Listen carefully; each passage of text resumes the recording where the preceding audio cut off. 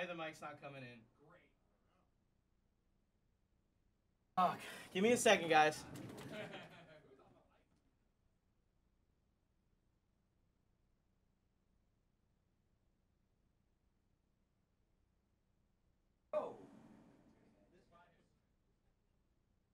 Old IGN podcast room, and Sam They can hear us now? put it on my head one day. Cool. And ever Sorry. since that, it's been mine. There were some issues.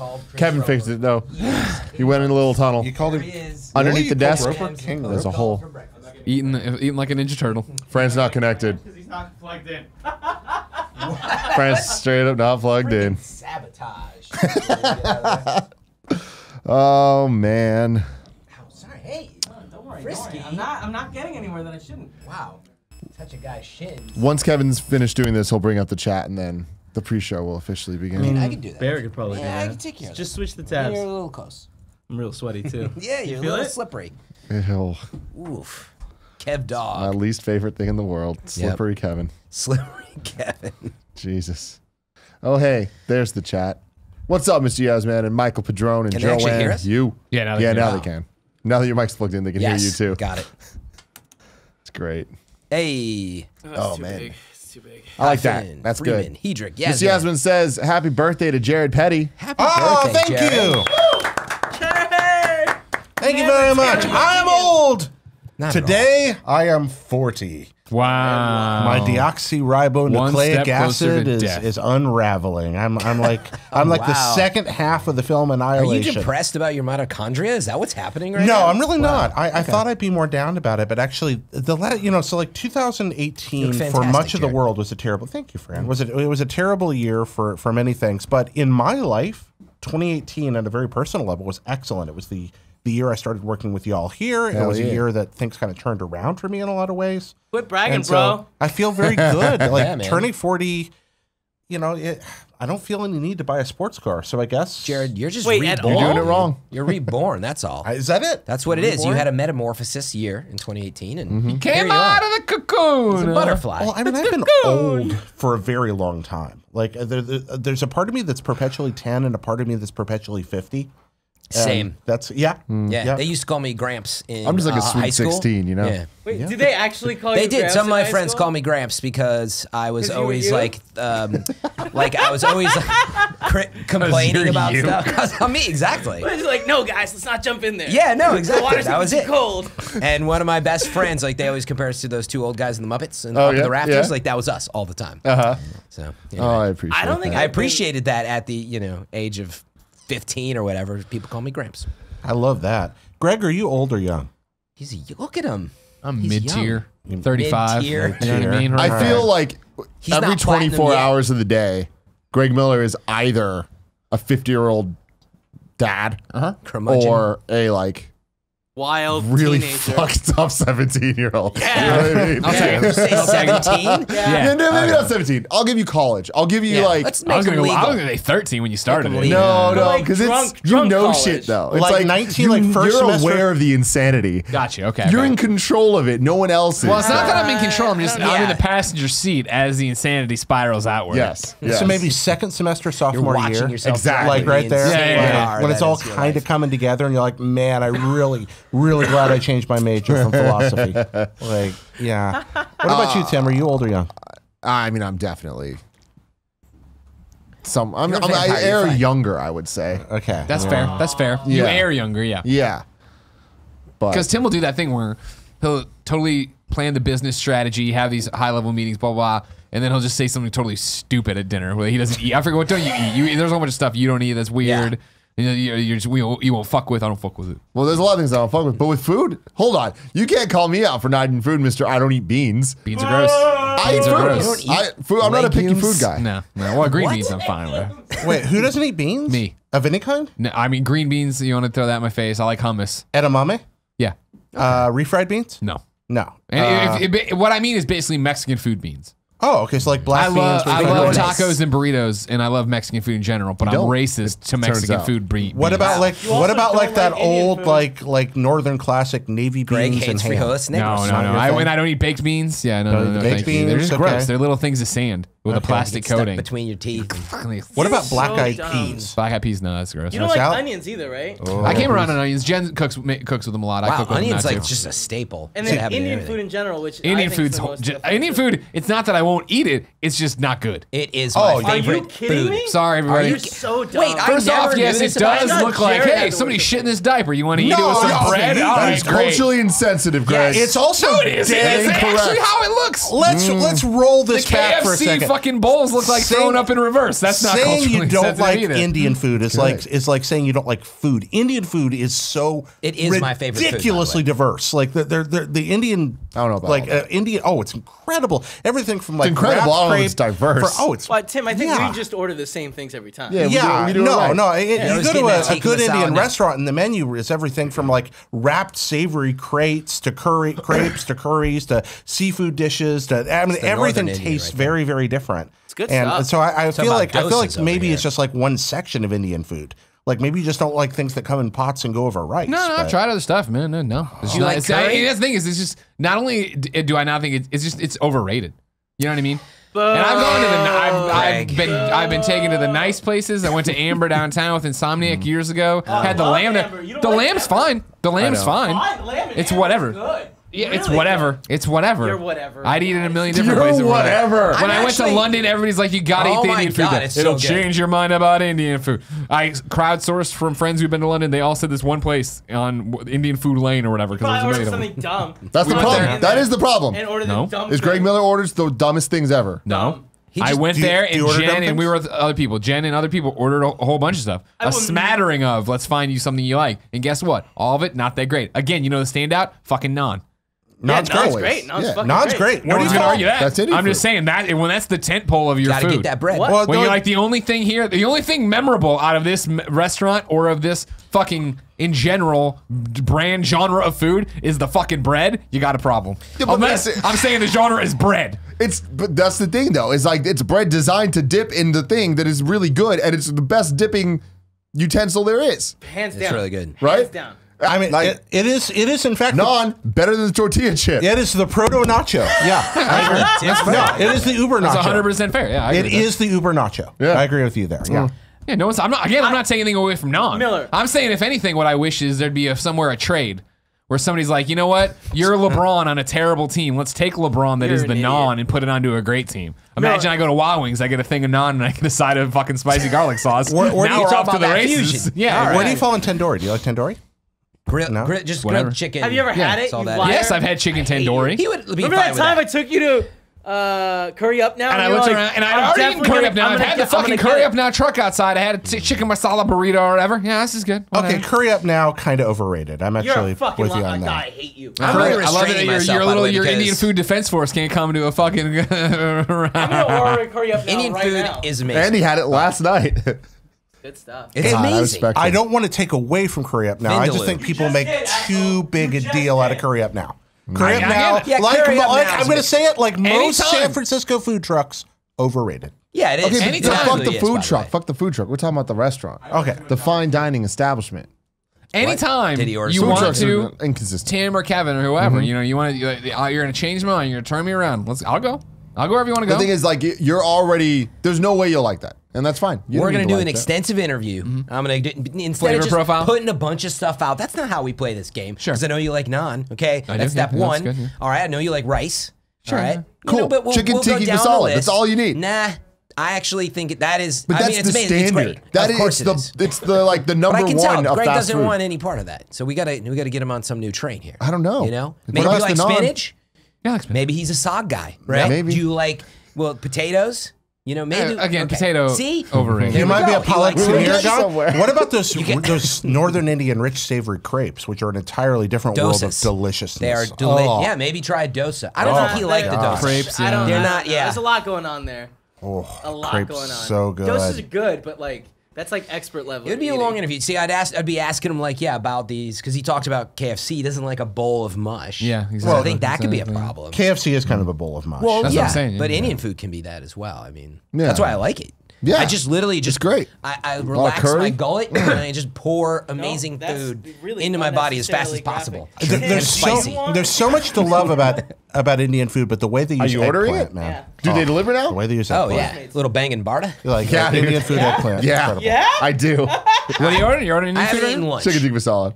Burrito. Burritos. Chicken tikka masala is amazing, by the way. It is. Oh, yeah. I don't get that. I'm a vindaloo guy. That's the more vinegary, tomatoey, You're crazy. super spicy. Fran is a crazy person when it comes know. to spices. Yes. He Yeah, likes it's- it as hot as it's possible. scary. Ghost pepper and up. It Yeah. is scary. Isn't Vindaloo? Ghost I pepper think is the top.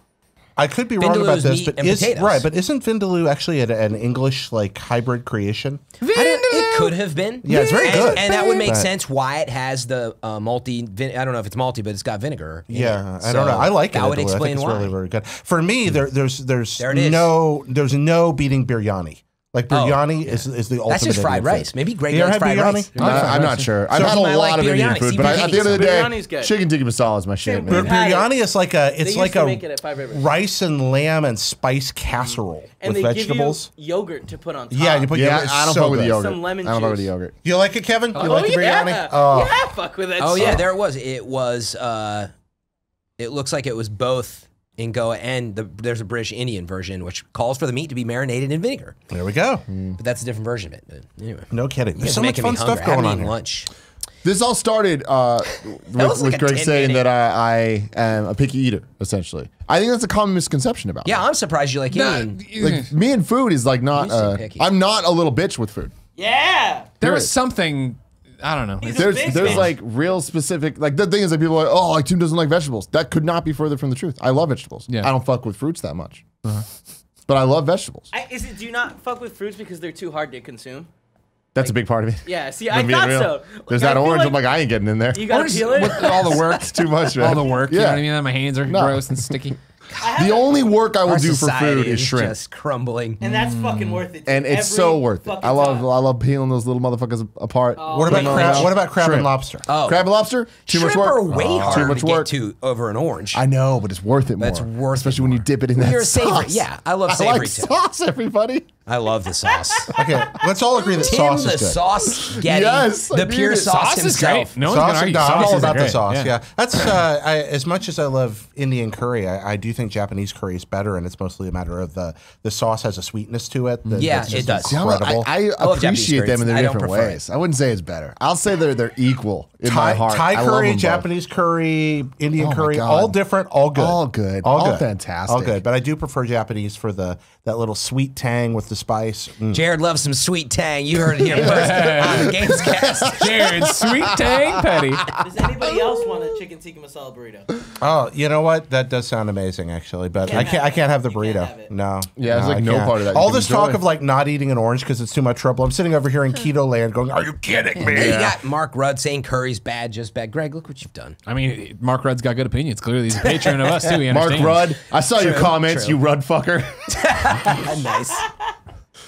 Wait, rug fucker? Kento It's thinks an Japanese Internet curry's Explorers thing Oh, my where apologies. there was a spoonerism is when you mess up the first letters of words. So you're like saying, I went to I forgot what The it is. Fuddruckers restaurant? Is that what you're getting at? Fuddruckers. History class, Yeah. mystery mass. I don't remember. Thorthumb, sore thumb, right? Sure. That is spoonerism. And we're like, someone was saying that Fuddruckers is a spoonerism. And so it's like Rudfuckers. And we were talking about that. And then Nick broke Kevin because Nick sat At there one for a point- bit trying to think about like what But it Rudfuckers was could like be. And 2 he goes, minutes. oh, Paul Rudd. And then But, like, Kevin just fucking lost. He said it to himself. That's pretty good. And so like reassured that he had faked like, oh, Hey, I got to Paul the bottom Rudd. of this. And I just could not I've never stop heard Kevin fucking laugh laughing. louder or longer. Thanks, Mike. You're the one that told me the Fast definition question of spoonerism. to back Yeah. it up. What is your like favorite food? Don't say Portillo's. Buffalo wings. Oh yeah, I knew that. Other than Buffalo wings. Hey Tim, you down to play $20 These are for this? these are Other great than- choices. Man, it's because you're so Chicago. I love it. What name another one? that's- Bagels. Okay, I didn't expect that. The list is public. It's, Oh wait, it's well known. Wait, But bagels. see, I didn't wait, know that. now, And wait, then that's like bread. number 4 is broccoli. Number 4. Number 5, I put sushi.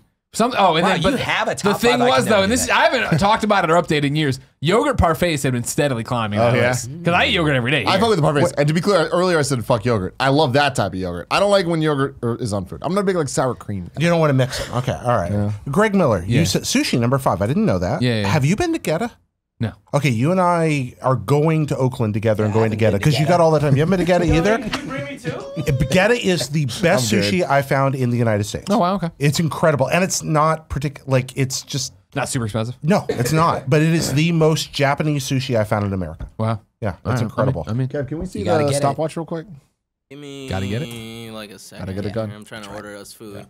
Yeah, if you're in the Bay Area, it's gotta not get in San it. Francisco. 41st and Piedmont really in bad. Oakland. Go to Getta. Best sushi I've had in the United States. Yeah, but it's in Oakland. Jared's a so- real go-getter. that is a good point. It is in Oakland. It is I love worth, Fred so much. It is worth crossing the He just bridge brings for me this so sushi. much joy.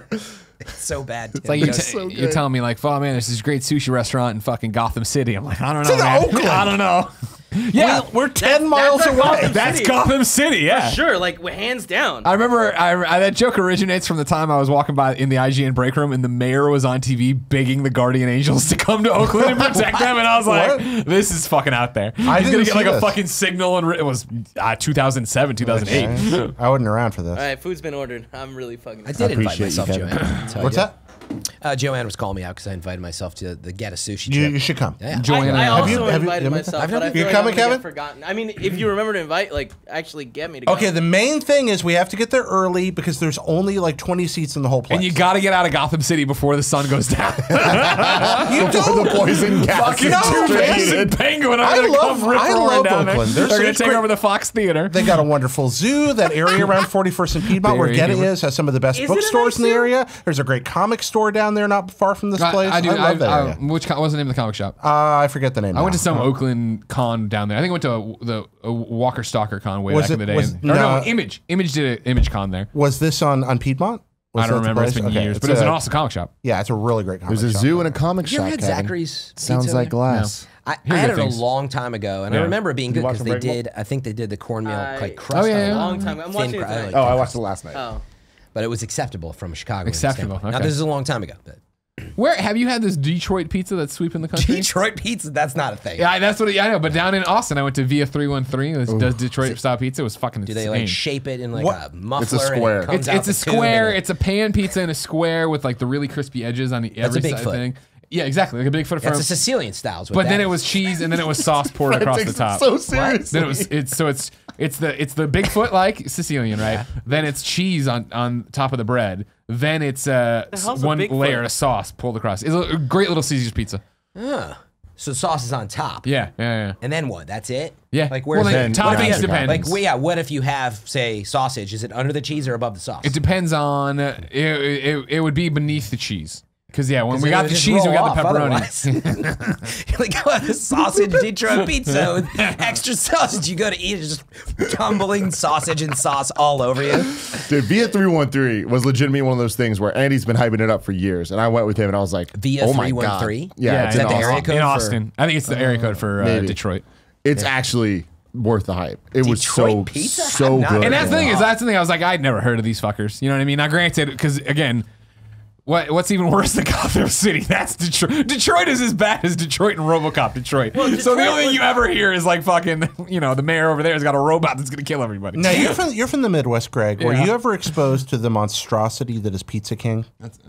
Oh wow. No, we didn't. I never had a Pizza King. Pizza King's mostly an Indiana thing. It's every dying hamlet in Indiana has a thriving Pizza King. I'm not sure why, but it's like somebody took a loaf of white bread and then just dumped mushy, like dropped Pizza the Hut on top of it from Spaceballs. That's what a Pizza King That's pizza looks nasty. like. It's like a flat stale loaf with a massive ingredients on top. Well, something's being delivered here. What's so I happening? should probably. Is Joey's mic up? Oh, no, sorry. Staring at Kevin. What? We got it. Okay. We don't normally interrupt, but you just got this delivery of sushi. Oh! What? Did you just will Hey, man. Is it from Go Getter or whatever? From Getta? I don't know. Hey, we heard you might like. I like it. Here you go. What in the world is going on? Wouldn't that blow Did your this mind all if it come was from together? Getta? Yeah. All right, so Necrosphere is the card. Slap on your favorite unitard, fuel up with nigiri sushi, and join Terry Cooper on his 2-button Metroidvania adventure through the Necrosphere. A quasi all afterlife filled with lethal spikes and fireballs aimed at making you dead. Necrosphere comes in Nintendo Switch, PlayStation 4, and PlayStation Vita on January 31st. Xbox One Q1 2019 from developer Kat Nagiri and Sony Publishing label Unites. Is there a time on this? Would this be a good fit for a news announcement, Veronica? Well, Veronica, let me tell you, yes, it would be. Before you open it, Hilarious. we got to sit through 90 minutes up here. Do you want it smelling like nigiri? Now, Yes. either we eat it and go for it. Then my favorite thing, I read all that, right? When I was looking for something very specific, a little piece of paper, embargo. Yeah, but you didn't. Please refrain from posting any coverage till Thursday, January 17th, 7 a.m. But that's coverage. What, they give you a code? Yeah, I have a thing. Oh, yeah. I probably have the It's game not on there. coverage. I mean, hopefully the game's announced, Greg. Otherwise, Patreons. Hey, otherwise, you can trust them. yeah, cool, Greg. How do we feel about snitches? We don't like snitches. Everybody in the Patreon chat watching this live, don't be doing, You know don't what? be getting They're crazy. in the company. man. So they're DJ under Kento embargo says just like unknown everybody else. sushi is diarrhea waiting to happen. Wait. That's the thing. Is this a new? That's There's coward very talk. few things I would trust less than sushi that was just delivered to us in the pouring Now, rain. we say that, but look at how nice. It does look pretty good. Look at how nice the sushi looks, and then on top of that, how do we have Skycam, Kev? No, we don't. It broke. Okay, Dang and then it. how nice we Here, just Wasabi. turn it up. wasabi. Thank you. I was like, why don't? Yeah, just angle it towards Yeah, me. they did a little Oh, like. actually, can you have Fran angle it towards me? I'll do it, but this is gonna slide all over. Yeah, No, that's it's probably not. gonna How break much of it. a reflection? You gotta pick Oh, it up, wait, put I it see towards it. your chest. Look at that. Put it towards your chest, Fran. Because I'm trying to put it in this shot. Trying to get freaking unagi all No, over I'm for me. not. Oh, no. Put it down. Put it down. Oh my god. That was almost a disaster. We saw a little sushi slide happening. so we- Oh no, one of the What nigiri tipped over. what I'm worried about, like I love sushi and I don't want to be All right, paranoid about raw fish, but like I'm worried I'm going to get Jared. the sushi slides if I eat this. Yeah. Hey, look, how about the cowards not eat it and the brave people go for it? Well, I may have to. I Hand would the whole eat it. thing I to Kev is I what got he's saying. coffee. I'm not gonna have sushi and coffee. That's my. Kevin, get in here like Garfield would get there on a a time lasagna. limit? All right. Why don't you tell us what is the difference between nigiri and other sushi? Well, nigiri is the little wadded sushi that has the piece of meat on top. Little bed of That's just rice. the style. Yeah, exactly. It's just sitting on top of it there. Kevin. So Yeah, just nigiri go is for that, it. and then maki is the roll. So yeah, it's good stuff. And I do love the maki, and then you get a big old fudomaki sometimes, big fat roll. I Oh love yes, those, big old just fat with fudomaki. extra fish and tobiko on the Yeah, outside, get the some fish eggs. How How many people in chat love sushi? Drop the ones. Drop the I one. see 'em. Right. Drop those ones. F's if you don't. Yeah. You gotta drop that. So I couldn't eat the rice, but I could eat the sushi off the top. You but can somebody yeah, else put eat it in the there rice. with the fries and the Oh, nugs. one of the nigiri flipped over. Yeah, it Are happens. you guys on the bad. real show or is this pre-show? That's Pre-show. pretty show. We're about to get into real show. Yeah, we probably should put it at the producer. No, this is not the real show. I mean, it's hard to tell the difference. Now, for the Tim, record, we were to be saying, fair. where did all this come from? It's Look at that. creative sushi catering. So it's not just random sushi. Cameron Abbott, Kessel, Mike. What Loving time was the it sushi. sent? Padron, CSC. Toby Freeman, Kitsune. How do you have a name like Kitsune and you don't like sushi? I don't know about that Racist. one. That's racist. No, well, That's like banana nut muffin. you're right. Actually, it is. To assume that No, banana Yeah, muffin's okay, totally that was- fine. I That apologize. wasn't racist, remember? someone dropped a 69. Dang it, Atman. Hell yeah, man. My man. Portillo Nick right after it. That's how you do it.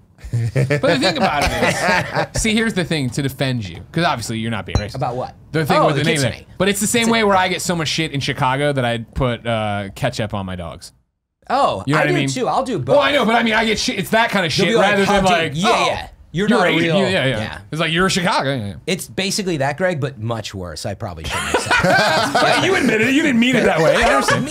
But here's the best part. I don't know what their race is. I wasn't assuming. I was just like the name. Meaning it seems you appreciate. Like that could be something just some Japanese. fucking white dude. You know what I mean? Big fan of Exactly. Dead I or wouldn't Alive. assume anything. It's just that if it's in your name, I assume you appreciate something about Japan, like sushi. So, but it's okay. You don't like Japanese curry. You know, we'll I get don't. through I it. love Japan. Everybody knows that. We Yeah. almost But got Japanese curry also terrible. Not your thing? Not a fan, huh? What's wrong with you? Anything that looks like it belongs in a diaper, not for me. Except Beans, curry. for oatmeal you love. Your Yeah. pink bloody oatmeal you love. That's Pink? true. Why is it pink and black? I love say that. I love. You can't say diaper food and then say pink and bloody, and Greg's eating it over here. I would. He's smart. Yeah. Why Strawberries and cream oatmeal, Yeah. dude. It I looks love so that shit. gross. I'll eat it out of a diaper. I don't care. Are we ready to go, Kev? Yeah. I want to know why it's pink and bloody. Because because I had said the diaper thing, and then the food. When I eat oatmeal at the office, I always eat strawberries and cream. So it's okay, pink. okay, It's like hot pink. Thank you. Jesus Christ. No, that What a sounds show! good. Yeah. You know what I mean? Wrap it. It's not gonna get any better than Yeah, that. it's really not. You ready? Should we even talk about pre-show. games? Let's at this go. point?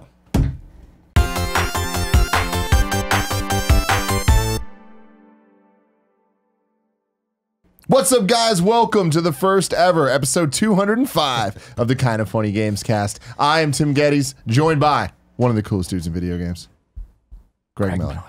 That's me. And Eating pink stuff out of diapers.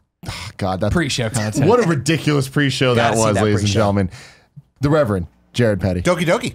and once again the hair friend Mirabella. The new guy. What's third. up? Big Hey, fan best of friends. this. Big fan. I've been loving having you on the show, man. been fun. This has just been an energy. There's just Yeah. been like last week's episode was one of my, if not my favorite episode we have ever done. Really? You Jared incited. went off the rails, and it Yeah. was just exciting Heard to be about a it. part of that ride. You know, I He think threw a Molotov cocktail I on the stick table. to my point. I think I defended it poorly. I love it. I think didn't I give you a I- chance. I didn't really. We shut that shit down. I wish we had gotten to my most controversial opinion, which we never did touch. That wasn't even it. Throw it out now. Just throw it out. Oh Jared. no! wait, That's a horse of a different color right there, Ladies my and friend. gentlemen, this is the Kind of Funny Gamescast each and every week right here on youtube.com/kindoffunnygames. We get together to talk about video games, all the things that we love about them. You can go to patreon.com/kindoffunnygames, and at the silver membership level, you can get the show 3 days early, both audio and video, with the pre and post show, and you get to watch live as we're recording it.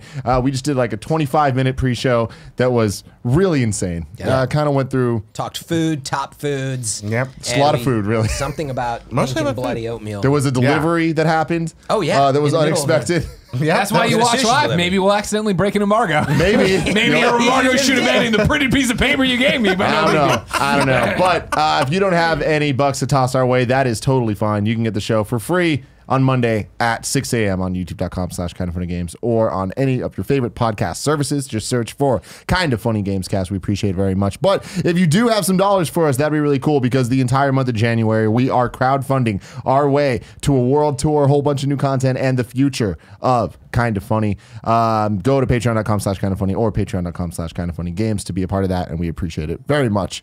But for now, let's just get right into it. What we've been playing this week. Hey, what you been playing?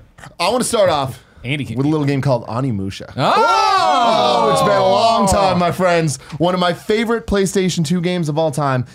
Let me take that back. One of my favorite PlayStation 2 series of all time. 3 was actually my favorite. Controversial opinion there, but whatever. I stand by it. One, I loved one of the first major PS2 games. The first one to cross 1 million in sales. It was a big deal back in the day. It was the first Resident Evil style game we got on PlayStation 2, and I remember it just being the coolest fucking thing. There was cutscenes and there was action, and it was like Villages alternate getting burned Japanese down, history, samurai, and everything was just fucking badass and cool. You were kind of sitting there going, okay, I finally see where the next gen's going. Like, Yes. because the PlayStation 2 was hard to develop for, and it really did take a while for the games to start feeling next gen. Yeah, and it so was. go ahead. Oh, I'm sorry. I thought that was my bad. Go on. But yeah, I was gonna say, wasn't it pre-rendered as well, mixed with real-time stuff? Yeah, there's still No, there's it still wasn't mixed with real time. It was pre-rendered. yeah, there's still a lot yeah. of tricks used in there, definitely. Right. But it definitely gave you a hint of where things were headed. But that was what was amazing. We saw it in Resident Evil, but then when that came out, like the fire, your character, everything looked amazing. But you're walking around this really photorealistic Beautiful looking world back area. then. Yeah, and that's the thing is back then there's a lot of keywords there. Now, interesting thing about this game, it's only like 5 hours long, and it's actually even shorter now because back in the day it was tank controls. It was just like Resident Evil. You hit forward to go forward, but then if you want to go the other way, you'd have to hit left. Your character would all turn, camera and then you'd relative, go right? all camera relative. Every time you get to a new like get out of the shot, the camera would completely change Yeah. to a different pre-rendered background, and your tank controls would totally flip. And that totally made sense for a survival horror game that's slower paced like Resident Evil. Made a lot less sense for an action-oriented game like Onimusha, that at the end of the day is kind of like a 3D version of a side-scrolling brawler. Yeah. Like beat 'em up, where you just kind of go and mash the button, hit the things, and then suck the energy, and you're It's done. kind of part Die Hard Arcade and kind of part DMC and kind of part Resident Evil in a really weird way. And back then, that was novel, and it worked. Playing through this game for the first time since then, it's cool because they added analog controls. So now you can just fully walk around the areas and stuff. Does the camera move now? No, the camera does not move. So Still camera's pre-rendered. still fixed. It's widescreen now. So it's HD remaster. Okay. So it looks, I mean, bad compared to other games, but it looks good. Kind of like when they did Resident Evil 1's like remaster, and it still had like the same camera angles and stuff in it. Did you play that? Yeah. That was like full asset remake. And well, everything for actually, those. you're talking about on PS4. GameCube. Yeah, it was on Gotcha. PS4, PC. The PS4 remaster of the remake on GameCube. Oh. Yeah. Yes, it is that's just what like I'm talking that. about. It is Yeah. just like that. So because of that, it does look good, but since it didn't have that remake in between, it is just like widescreen and up-resed from the Yeah, of PS2, course. not from like a better looking Sounds like version. some older assets and stuff. Is it multiple games? It's Nope, Onimusha it's Warlords. just isn't it? Onimusha Warlords, the first one. Now, I you- didn't realize that. I you thought said it was like it's- a package of games. Yeah. No. You said it's actually shorter than 5 hours now with the new It's controls. shorter than 5 hours because the tank controls would slow you down before, Right. but now that it's analog, you kind of just run around, zip, zap, zop. you But know? that's, in my mind, that's a feature, not a problem. Oh, yeah. Like, that's great. Totally with you. It makes it so much better. But slowing or speeding the game up that way just gets you to the like weird ass things that we put up with for so many years a lot quicker. The puzzles in the game. Wow.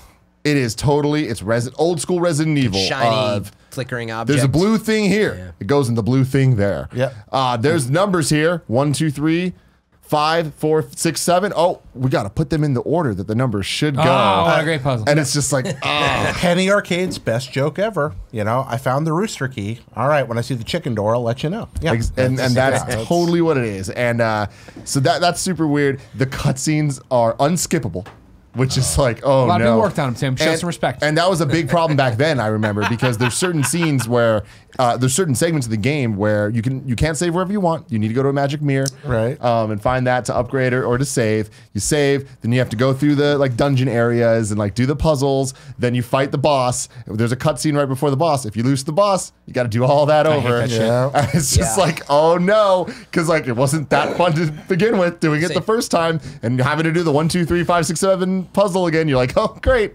already knew the easy ass answer to this. But it's just like, it's not that the game is bad. It's just that we have come so far. In a lot of ways, I had such a blast playing it just because I didn't realize how primitive it was. You know, like I would have been like, oh, it's not that different than things are now. Oh my God. It is. It's like a time capsule. It's such a time capsule. And it just brought me back to playing it. And every time I'd get to a different boss or get a new weapon upgrade, because at the end of the day, Onimusha, still fucking cool. The 3 different weapons you get with the different elemental powers, super badass. They make you feel super powerful, which is all you could want from an action game like this.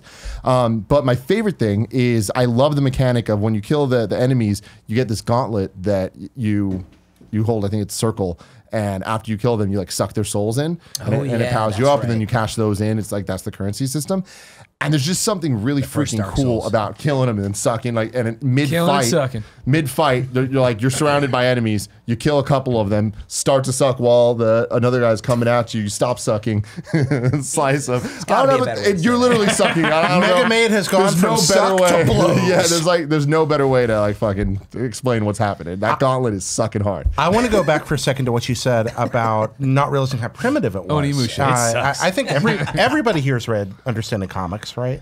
Understands comics? Scott- Understanding Comics, the book about comic books and Oh, how I've storytellers not read done it. this. Never No, read it, no, Fran? no. It's totally, it's fantastic. I know Greg's read it. Have you read it, Tim? I don't read. It's this really neat book that explains how all this stuff is going on in well-designed comics that you don't realize is happening when you're reading them to make the story go what's happening between the frames. Your mind is filling in the gaps Oh, between yeah. each picture, and that a good artist, a good storyteller in comics manipulates that in ways that you can't in a novel or a movie.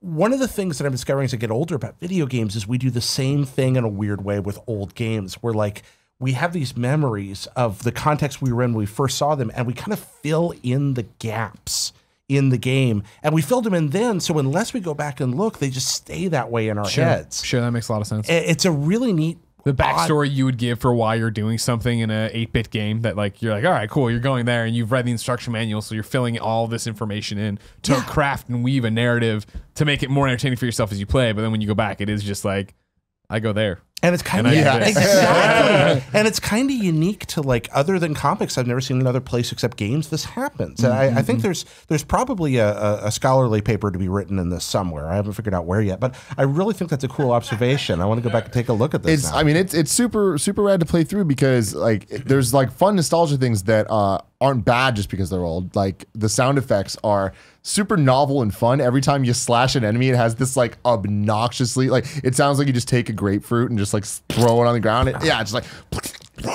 and it's like so unnecessary, but like it adds to the like kind of again coolness of this game. The main character Samanosuke, awesome. I fucking love him. The story is batshit insane. And I swear to God, every cutscene goes back and forth between this is cringeworthy, the worst voice acting, the worst writing. It's unskippable. Everything, the animation is so stilted and bad, where it's like everyone moves like this at all times. And I'm like, this is horrible. And then the next cutscene, they'll introduce like some evil character demon thing, and you're like, this is like the coolest parts of the animes that I love. Yeah. And I love they take actual Japanese history, but then like totally just make it like, but what if some crazy shit happened instead? And as you go through the game, it just kind of gets more and more crazy. And I by the end of it, I was just like, I enjoyed that way more than I should have. And I hope that they release 2 and 3. Rad. Yeah, $20. It's really not bad. Yeah, I couldn't tell at first if you were like, it kind of doesn't hold up. It doesn't, but you really enjoy the nostalgia, it sounds like, and appreciating how far things have come. So if I'm a kid these days, I have my Switch, I haven't played an Onimusha before, do you recommend it? I can't. Okay. Yeah, I really don't think that it would hold up like that at all. But if you are an adult that played Onimusha before, I recommend giving it a shot. If you're an adult that hasn't played Onimusha before but grew up with the PlayStation 2, I think it's worth looking into. Just like really like it's a weird look at what a PS2 game actually would be nowadays. I feel like we talk about that a lot when we are talking about new games. Like, oh, it feels like what a PS2 game might be. Kingdom Hearts 3, yeah. But like this, I'm like, oh no, I'm wrong about that. This is really what it would be like. And it was interesting playing Onimusha and then also playing the Resident Evil 2 one-shot demo. Resident Evil 2. You played that. I did. Did you play it? Me, Andy, and Nick played it for upcoming party mode. Yeah. What did you think?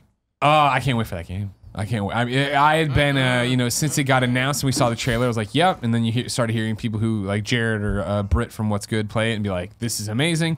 For me, it had been that thing of, didn't connect with Resident Evil 2 back in the day because the tank controls just wasn't something I could put up with, and it took me out of the experience.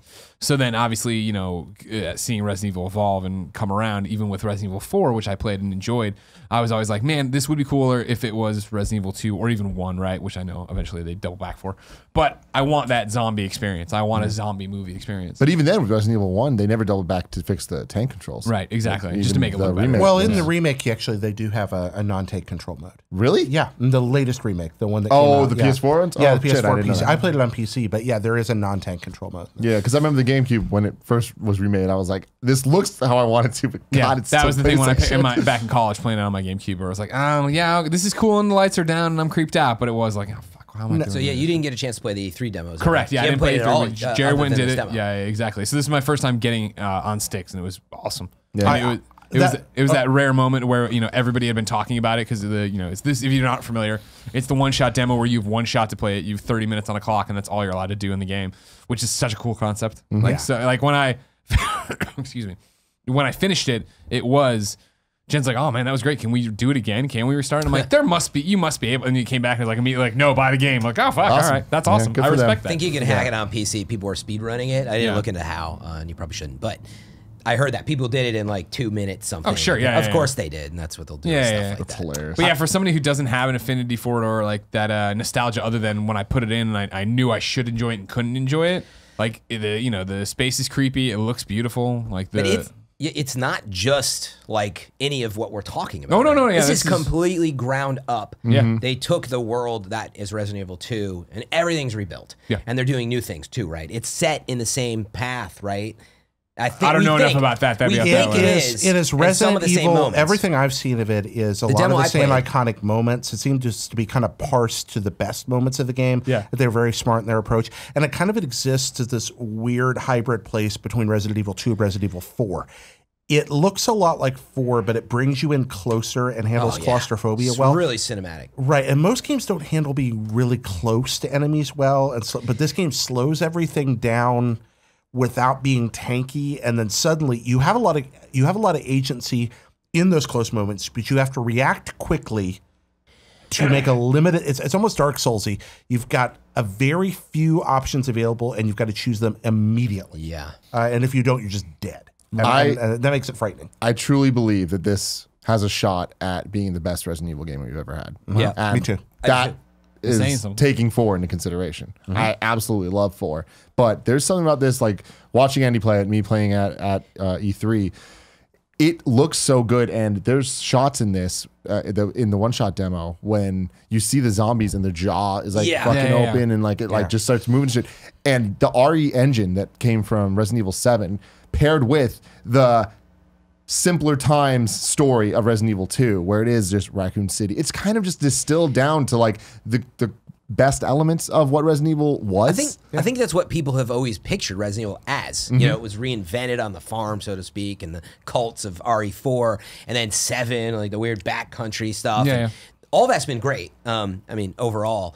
But I think anytime you mention Resident Evil, for the most part, a lot of people are like, oh, there's like a cop, and there's Raccoon like City, a hero, Yeah. and there's zombies, like you said, and there's cop zombies and all that. So that's what I picture, and that for me, when I went back to it, it's a little bit of the nostalgia you were talking about for some of us, but I think it's just so what you picture. And man, I played it at E3. I didn't get to do the one-shot demo, but all I remember is running into a hallway with my light on the end of my gun. I could not see anything, and there was like murky water in the hallway. I mean, a level of detail we've never seen. And the shadows, and I could not find my way around, and there was somebody like chasing me down. Yeah. And screams and sound effects that are just so far beyond what it was, and it was terrifying. Yeah, it is. Yeah, I mean- I think that's the key point, is that this is likely to be the scariest Resident Evil ever, and that's what excites me. Because I don't know if it could beat 7. Okay, Because like, and that's my thing, is 7 having the first person perspective and with that engine like had some like real capacity for scary ass moments. Yeah. With this, I feel like the camera angles, it's gonna be very scary, but I feel like it's still gonna be a bit more. There's something about that I think first you're in person for it, of like, actually. Yeah. I hope. You played, Here's what I'll did you say. play the 30-minute demo you said? Yeah. Yeah. Well, Andy did. I watched Oh, it. We you did gotta not play watch it, along. dude. Playing- Meaning the feeling of running away. Is, through 7, right, and playing half of the game in VR, like it was definitely unnerving, and I was, oh, what's gonna happen, stuff like that. Like the 30-minute demo, it was me and Jen on the couch. We had seen everybody tweeting about it. We waited to that night when the lights, turn on the lights, put on the thing. Like I legitimately screamed, and I don't remember screaming in Resident Evil 7. That's the thing. You have 7 is that creepy agency. scary. They found a way that the argument was always before the tank controls make the game scarier. Well, they did in a lot of ways, but it seems like, and I can only express this through feeling, I want to analyze it later when I played more of the game, that they found a way to put you more in control and use that to make the game scarier. Because you have that agency, you're frightened. They found some magic formula to make that work. And Resident Evil 4 is one of the most important video games of all time. Resident Evil 4 defined the third-person action-adventure genre from its inception on. Like there were games before and after that, and everything from Gears of War to Fortnite owes that game a debt of gratitude in certain ways. I don't think 2 is going to have that kind of impact on the industry that 4 did, but I do think that it might be more fun than 4 was. Yeah, I was blown away, like what you're talking about with interiors and how it looked, and being just a zombie movie fanatic, right? Like the feel of it, the environmental storytelling of like, so you haven't played the one shot, but like, so I don't know how much you read about it either. Or you saw Andy play it. Sorry, my apologies. So if you're joining us, it isn't 30 minutes from the start of the game. It's for a little bit into the game. It's already happened. You're in the police station or whatever, but like to wander into like the briefing room for the cops where all their desks are, and they have like the welcome Leon sign up. And there's so many little touches in there. I was like, oh right, like there was a life here before this happened. Like I'm in the moment of it happening still. And going back to what you were saying about the tank controls making it scarier, whereas this game does other things to add to the fear. I think it is those little touches of this feels like a real world that you couldn't achieve on PlayStation 1. Sure. And going forward with that, with the graphics, like it looks stunning. Like the character animations look great. The shadows, the lighting, the water effects, all of that, I feel really add to the claustrophobia and the fear, because when you're walking down the hallway and like as you're moving and as your light moves, you see the shadows move on stuff. Yeah, all those small that touches, gets you, because there is only one zombie here, one zombie there, but the fear is that there's hundreds. And it really feels like that's what I'm saying. And I know that you can obviously appreciate a game by looking at it, but seriously, when you put your hands in control and you're the one who's got to run away, when you make one bad turn in that game, just meaning that feeling that grips you, that is what Resident Evil is about. And in a way, it is still your last few bullets. Yes, your ammo and what you're conserving, your health, all that. But like even without the tank controls, that was a device in some ways back then. But it was just part of it, and like meaning now it's still slow. Yeah, it's not like you can just like run and jump out a window and leave. Okay, you are trapped in here with all this stuff happening, and it very much is the atmosphere. This is a game you're going to want to play with the sound up, the headphones on. I'm super excited. Yeah, Can't wait. And now the one like negative thing I have to say is, like, especially after having just played Onimusha, is it still is. Here's the blue thing. Here's the blue thing. But they can't get rid of that. I get it. I understand. I understand. It's. I'm just saying. It's like. That is definitely not great for modern game design. But maybe this is where it's going. You know, this is that first step to go back to where it really all began. Resident Evil 1 was great. 2 was the one that everyone really was like, oh my God, back then. So they get that out of the way. Everybody's super happy they take all this tech, and guess what? The next one is that that complete reinvention, though, of taking everything that they've learned and doing maybe what you're talking about, bring it back to that feeling in the city, all this stuff that you love. It's not a cult anymore. It's not the backcountry of Louisiana or whatever, and take all of this, but now without those puzzles. Now it gets clever. That would be awesome to see. Because I loved 7, but it lost me at some point, where it's just like, I love it as the game, and I feel like there's so much that game did right. It was a long game. But story, I feel like it was too long, and the story, I'm just like, you're doing too fucking much. Like, keep this simpler, keep this about the horror and the scary moments, and I just feel like it got a little too like, okay, now it did the same thing. I feel insane. All the Resident Evil games do is that I as a zombie guy, I just want a zombie movie, and inevitably they all go. Oh fuck! Guess what? There's a zombie shark. It's all this and it's this. I'm like, can we just be zombies? Okay, let's hop in right. First off, I love the zombie shark. Second, second, I think this is something we haven't commented on yet. Shark zombie. All right. We haven't seen deep. We haven't seen deep into the game yet. Yeah. But at least in the early stages, one of the things they've done that makes the game so effective is they've made one zombie. You talked about it's usually 1 or 2, but you feel like it's 100. 1 or 2 zombies feels like a legitimate threat. That's another huge change, is that every zombie you encounter, at least when you don't have a clue what you're doing, really has the potential to just make you very dead very quickly. There's never seems to be enough bullets. You rely on the hand-to-hand combat elements more than you ever did in the old game. And so that makes it feel really survival horror. Yeah, and I love that. So I think when they escalate that curve up, I imagine that'll come with better weapons, kind of like it did in the first game. But I don't think they're going to diverge wildly from that idea that a single enemy of any kind is always a threat. Yeah, I think that's the thing that people who haven't played 2 and some of the earlier games, you played 4 and 7, they are markedly different in style. 4 was an action game with the tank controls still, but all that came together. But I mean, there were hordes of zombies running at you, and 7 kind of mixes all that together in its own way. It's just different and unique, especially with the first person. But I think when you go back to 2, you'll realize what a survival horror was and how they made it what it is today. And I think we're going to go back to that world, and you'll realize when you got one bullet in the chamber and you're running down that hallway and you can't see anything, that is the feeling that makes it so special. And meaning the demo I played, I felt that. Hopefully, you can keep that up without the fatigue. I mean, that's why we end up with zombie sharks, because eventually you got to fight a big boss. Yeah, no, I get it. What's funny about what you just said is that I didn't put this together, but this game reminds me a bit more of Dead Space than Resident Evil 4. Interesting. In terms of like, which was more survival. Yeah, Dead Space 1 was totally survival horror. So Dead Space 2 is when they turn that corner, like, now it's gonna be an action. Yeah, Dead Space 1. And Dead Space 3 is like, now we're gonna make a bad game. I think a lot of the RE4 comparisons are just from the fact that you can control where you're going. Yeah, I think that's where a lot of that comes from. Yeah, but it's definitely everything I've played of it feels like something especially unique and a wonderful hybrid of 2 different design philosophies that seem to be working well. Super excited to get it. Yeah. Next up, Fran, you finally beat Red Dead Redemption 2. I did. Wow. Yeehaw! Yeah, poke. It's all right, girl. So it would be a very long discussion. I don't know if we should stick on that one, but I will go back to what I've been saying. I'm glad that my feeling through the thousands of hours or however long it's been, has been mostly right. It is a, you know what it's a cowboy RPG.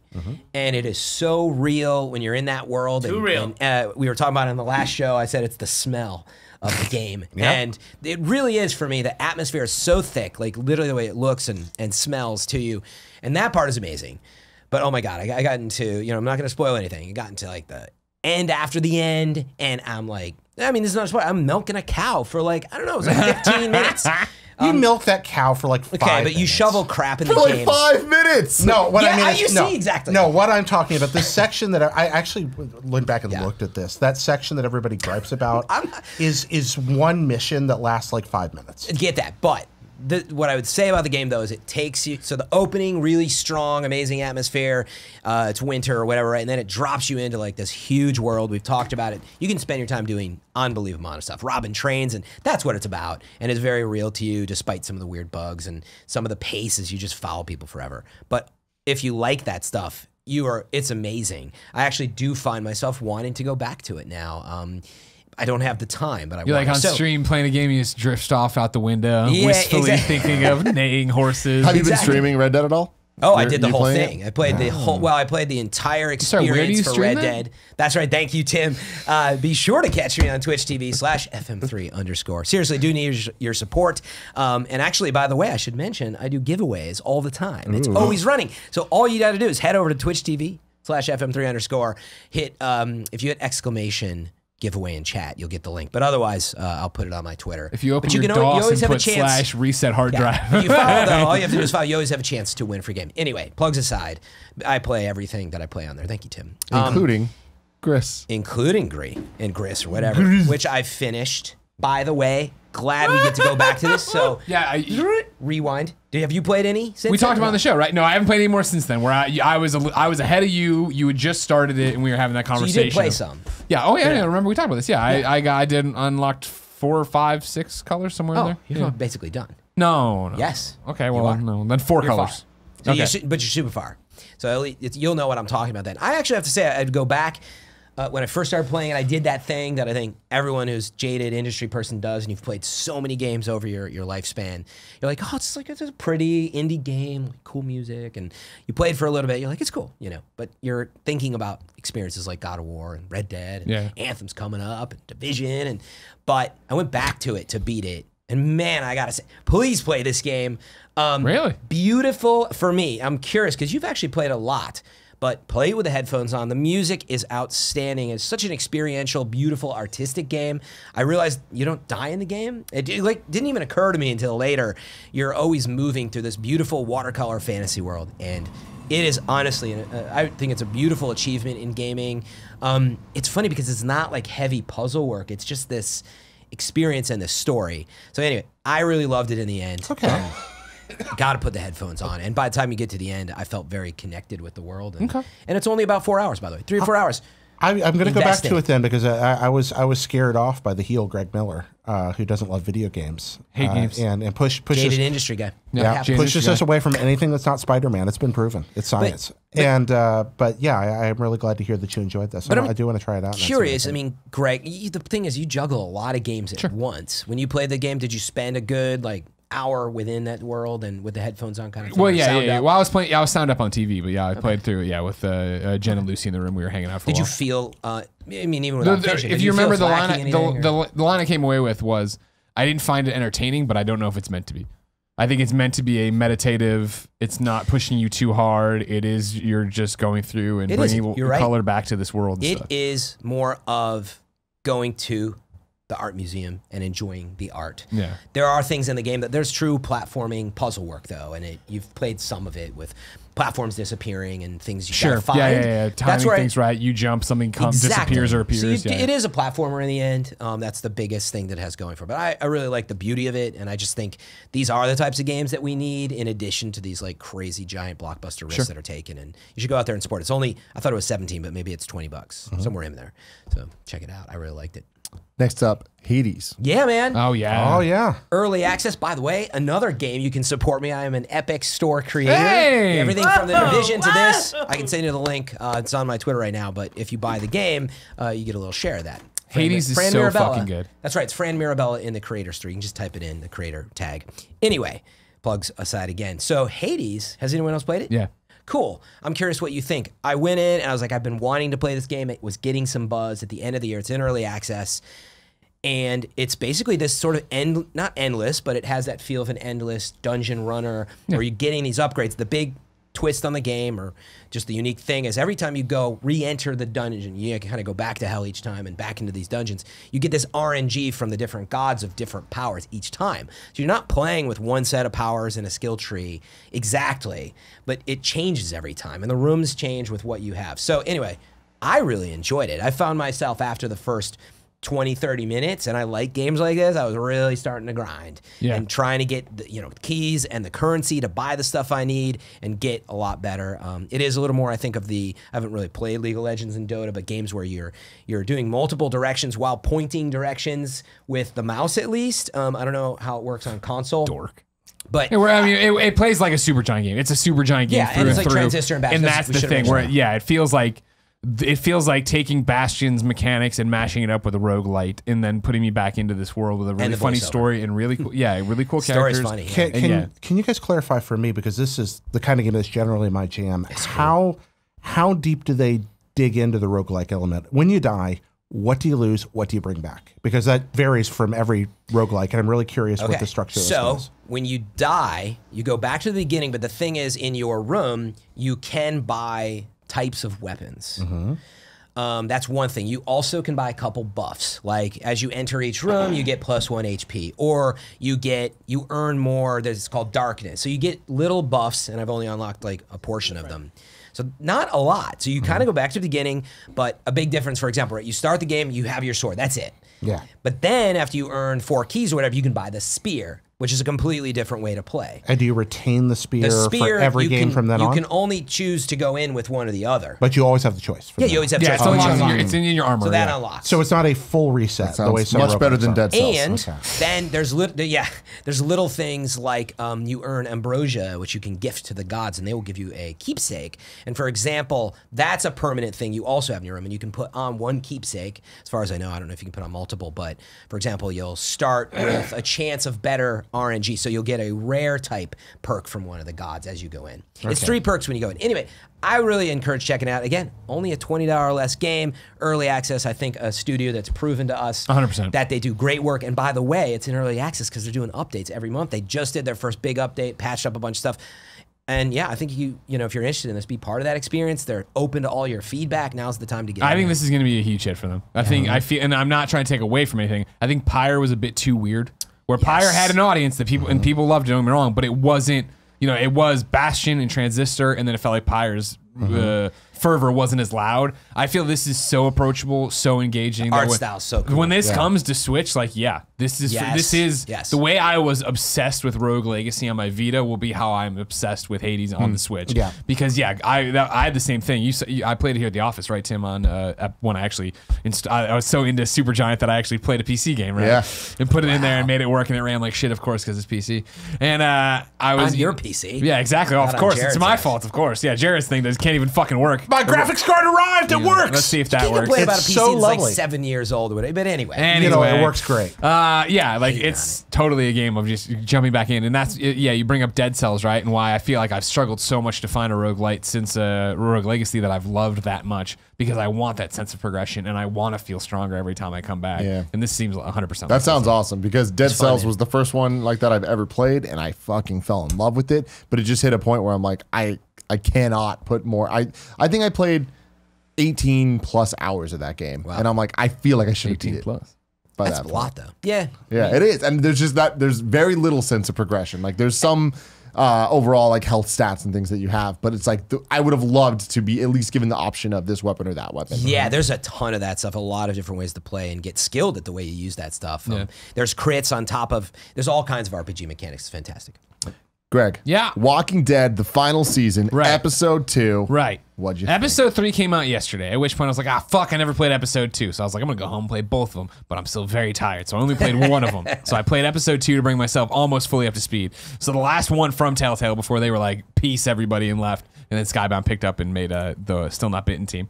I don't know why I waited so long to play it. I think it was it was just weird because if you remember that game's release was paired with all the bad news of Telltale, and so it was very much like talking every day on Games Daily about how worse and more dire the Telltale situation was. Didn't really psych me up to go home and play it.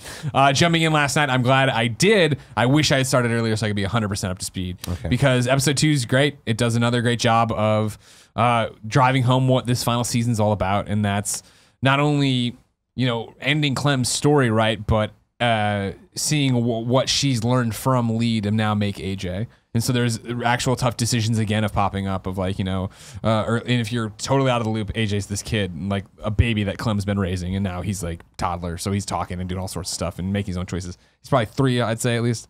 And that may be being generous, but I don't know how kids are. But this kid's like a fully blown kid. Where do they come from? Walking around. Who knows? My mom still hasn't told me.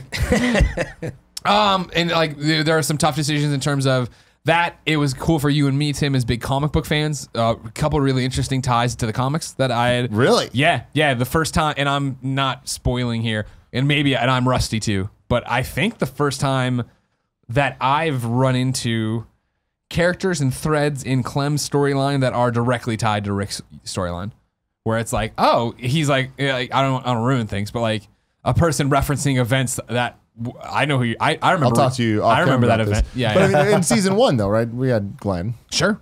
And then we had Lily. But if you remember, they left. Then they went to Rick's storyline. I'm talking about people interacting with the larger work and coming back. Lily was the woman in season 1 who had the dad that was a racist.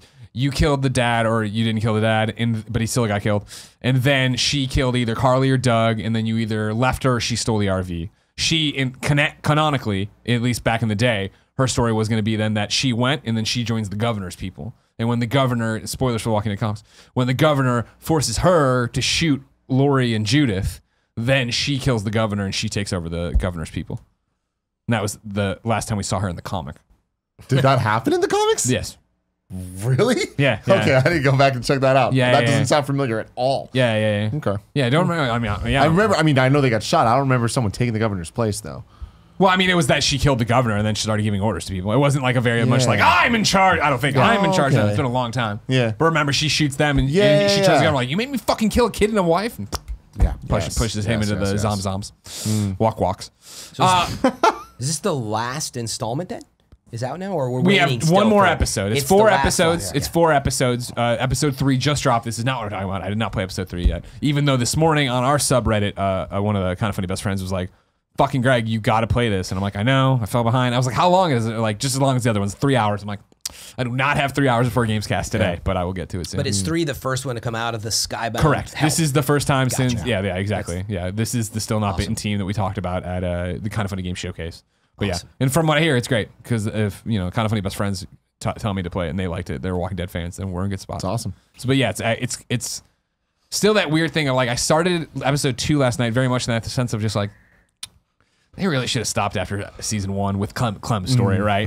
But now I'm like, no, I really want to see how we're gonna wrap this up and where we're gonna leave her and what the takeaway is going to be. And again, like they're just hitting the right notes for me in terms of pushing her ahead and giving her own story, but then also making callbacks to episode 1, let alone now, or I'm sorry, season 1, let alone now the bigger world. Yeah, that's awesome.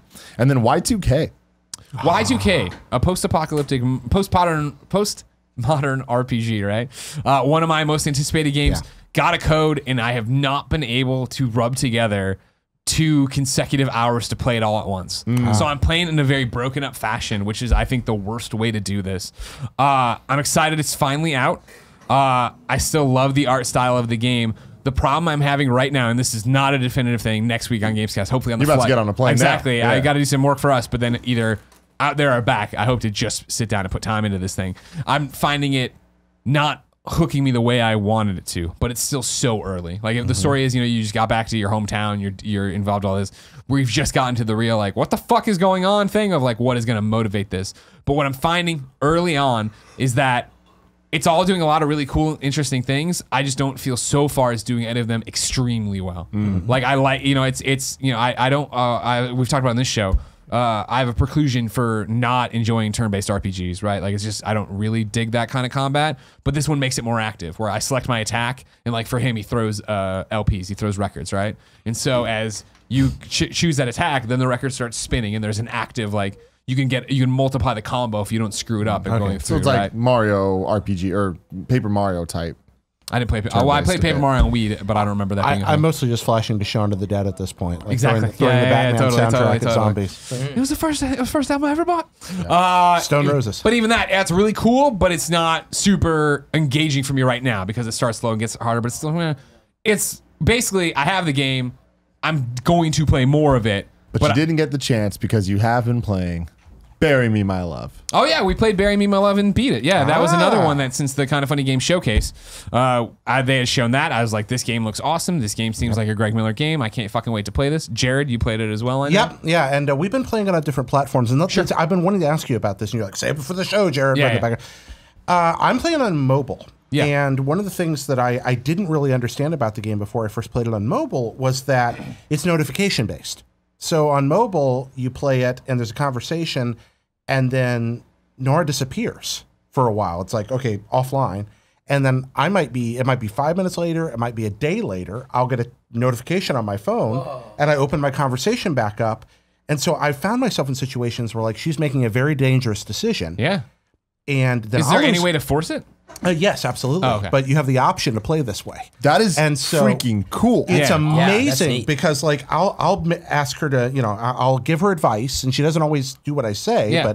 but I'll give her advice. Something dangerous will happen, and she'll just vanish. Yeah. And I wonder if I'm ever going to hear from her again. And it is like heartrending. That game rocks in that mode. Does Switch duplicate that experience? That is so awesome what you just said and everything. No, it does not duplicate that, and it is so fucking boring on Switch. Because you play it and you're totally in the moment of just like, I'm not even playing this game. Like I hit A and then stuff, it just goes. Hit A, goes. I don't feel like there's choices and there's things to say, but there's plenty of times where there isn't for a long period of time. Yeah. And I thought I had already hyped this game in my head to be another a normal Lost Phone, which a mobile game I played and loved so fucking much, and it does not deliver that experience. And maybe it's just a Switch thing. I think it may be. If I am actually kind of. Here's the best way to put it.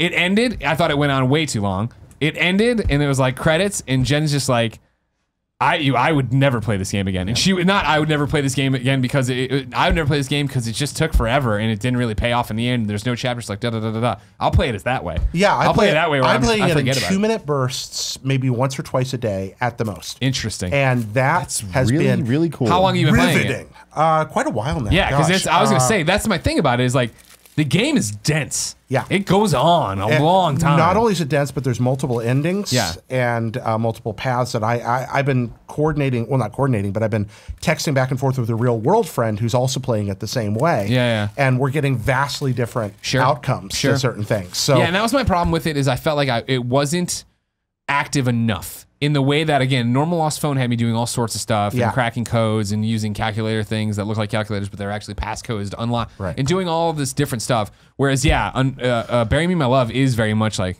A, and sometimes you don't even hit A and it'll still go because it's just, you're not to a choice. It's just, here's a pre-scripted response of what you're going to say. Yeah, the way the game was originally designed for mobile, those moments happen, like I said, in very small bursts. Yeah. And then there's long waits. And I wonder, I really do sometimes, like, is she ever going to write back?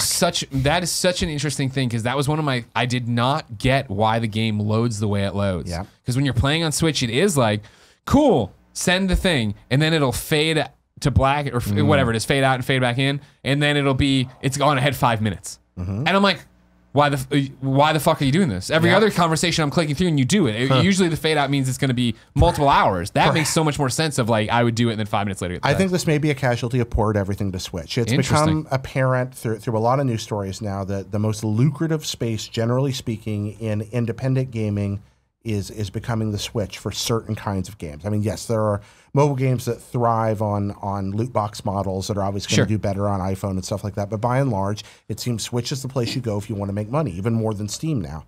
It may just be a case of they figured this was the place that they could sustain the game, and so they put it on Switch, but it's not designed for the platform. And is just a superior mobile experience. I can't recommend the game enough as a mobile game. Yeah. But what you're describing sounds terrible. Yeah, because it's just a slog. It's just a slog of sitting there and having text nonstop that, again, that if I'm hitting A sometimes in advance it quicker, and then if I don't, as the husband, my response just pops up. Not that I missed a choice, because most of the time there isn't a choice. Yeah. Then you get to points where it is like, I should say most time. Lots of times there isn't a choice. Then you get to what emoji do you want to use? And it's like, all right, Here's the highest praise I can give the game. I'll get a buzz notification on my phone after I've made a hard decision, maybe a day later. Yeah. And before I've got it face down, and instead of thinking, oh, I hope that's Angie, or oh, I hope that's Greg, it'll be like, oh, I hope that's Noor. Like to check and make sure she's okay. I'm gonna do it. I'm gonna buy it. I'm gonna buy it right now. Then, okay, Jared, you want to talk about a game called Ding Dong XL? I want to talk about Ding Dong XL a lot. Wow. What the fuck is Ding Dong XL? Ding Dong XL, from the makers of Bing Bong XL. So I made the terrible mistake of visiting IGN the other day to see a few of my friends over there. IGN, that organization that famously I was going to say, you fired went all back of there us. after you got fired. Yeah, thrown out. after we were all fired from IGN. I went back over there, and they had a computer set up, and Damon, Justin, and Sam, the Omega Cops of GameScoop, were playing Ding Dong XL, a game I'd never seen before. Ding Dong is a one-button video game. And I have kind of an obsession with 1 and 2 button video games. It's a very simple premise. Ooh. Every time you press the button, you cross the track. You're trying to cross the street, Frogger style, freeway style, and you're just trying to stay alive. The game gets faster and faster. If you wait, every second you wait, you see the balls growing. Oh. Okay? So it gets harder and harder to cross if you wait, and eventually you just pop like a balloon. Every time you hit the other side, you reset. Power-ups pass through the middle, like that one right there, and make things easier for you.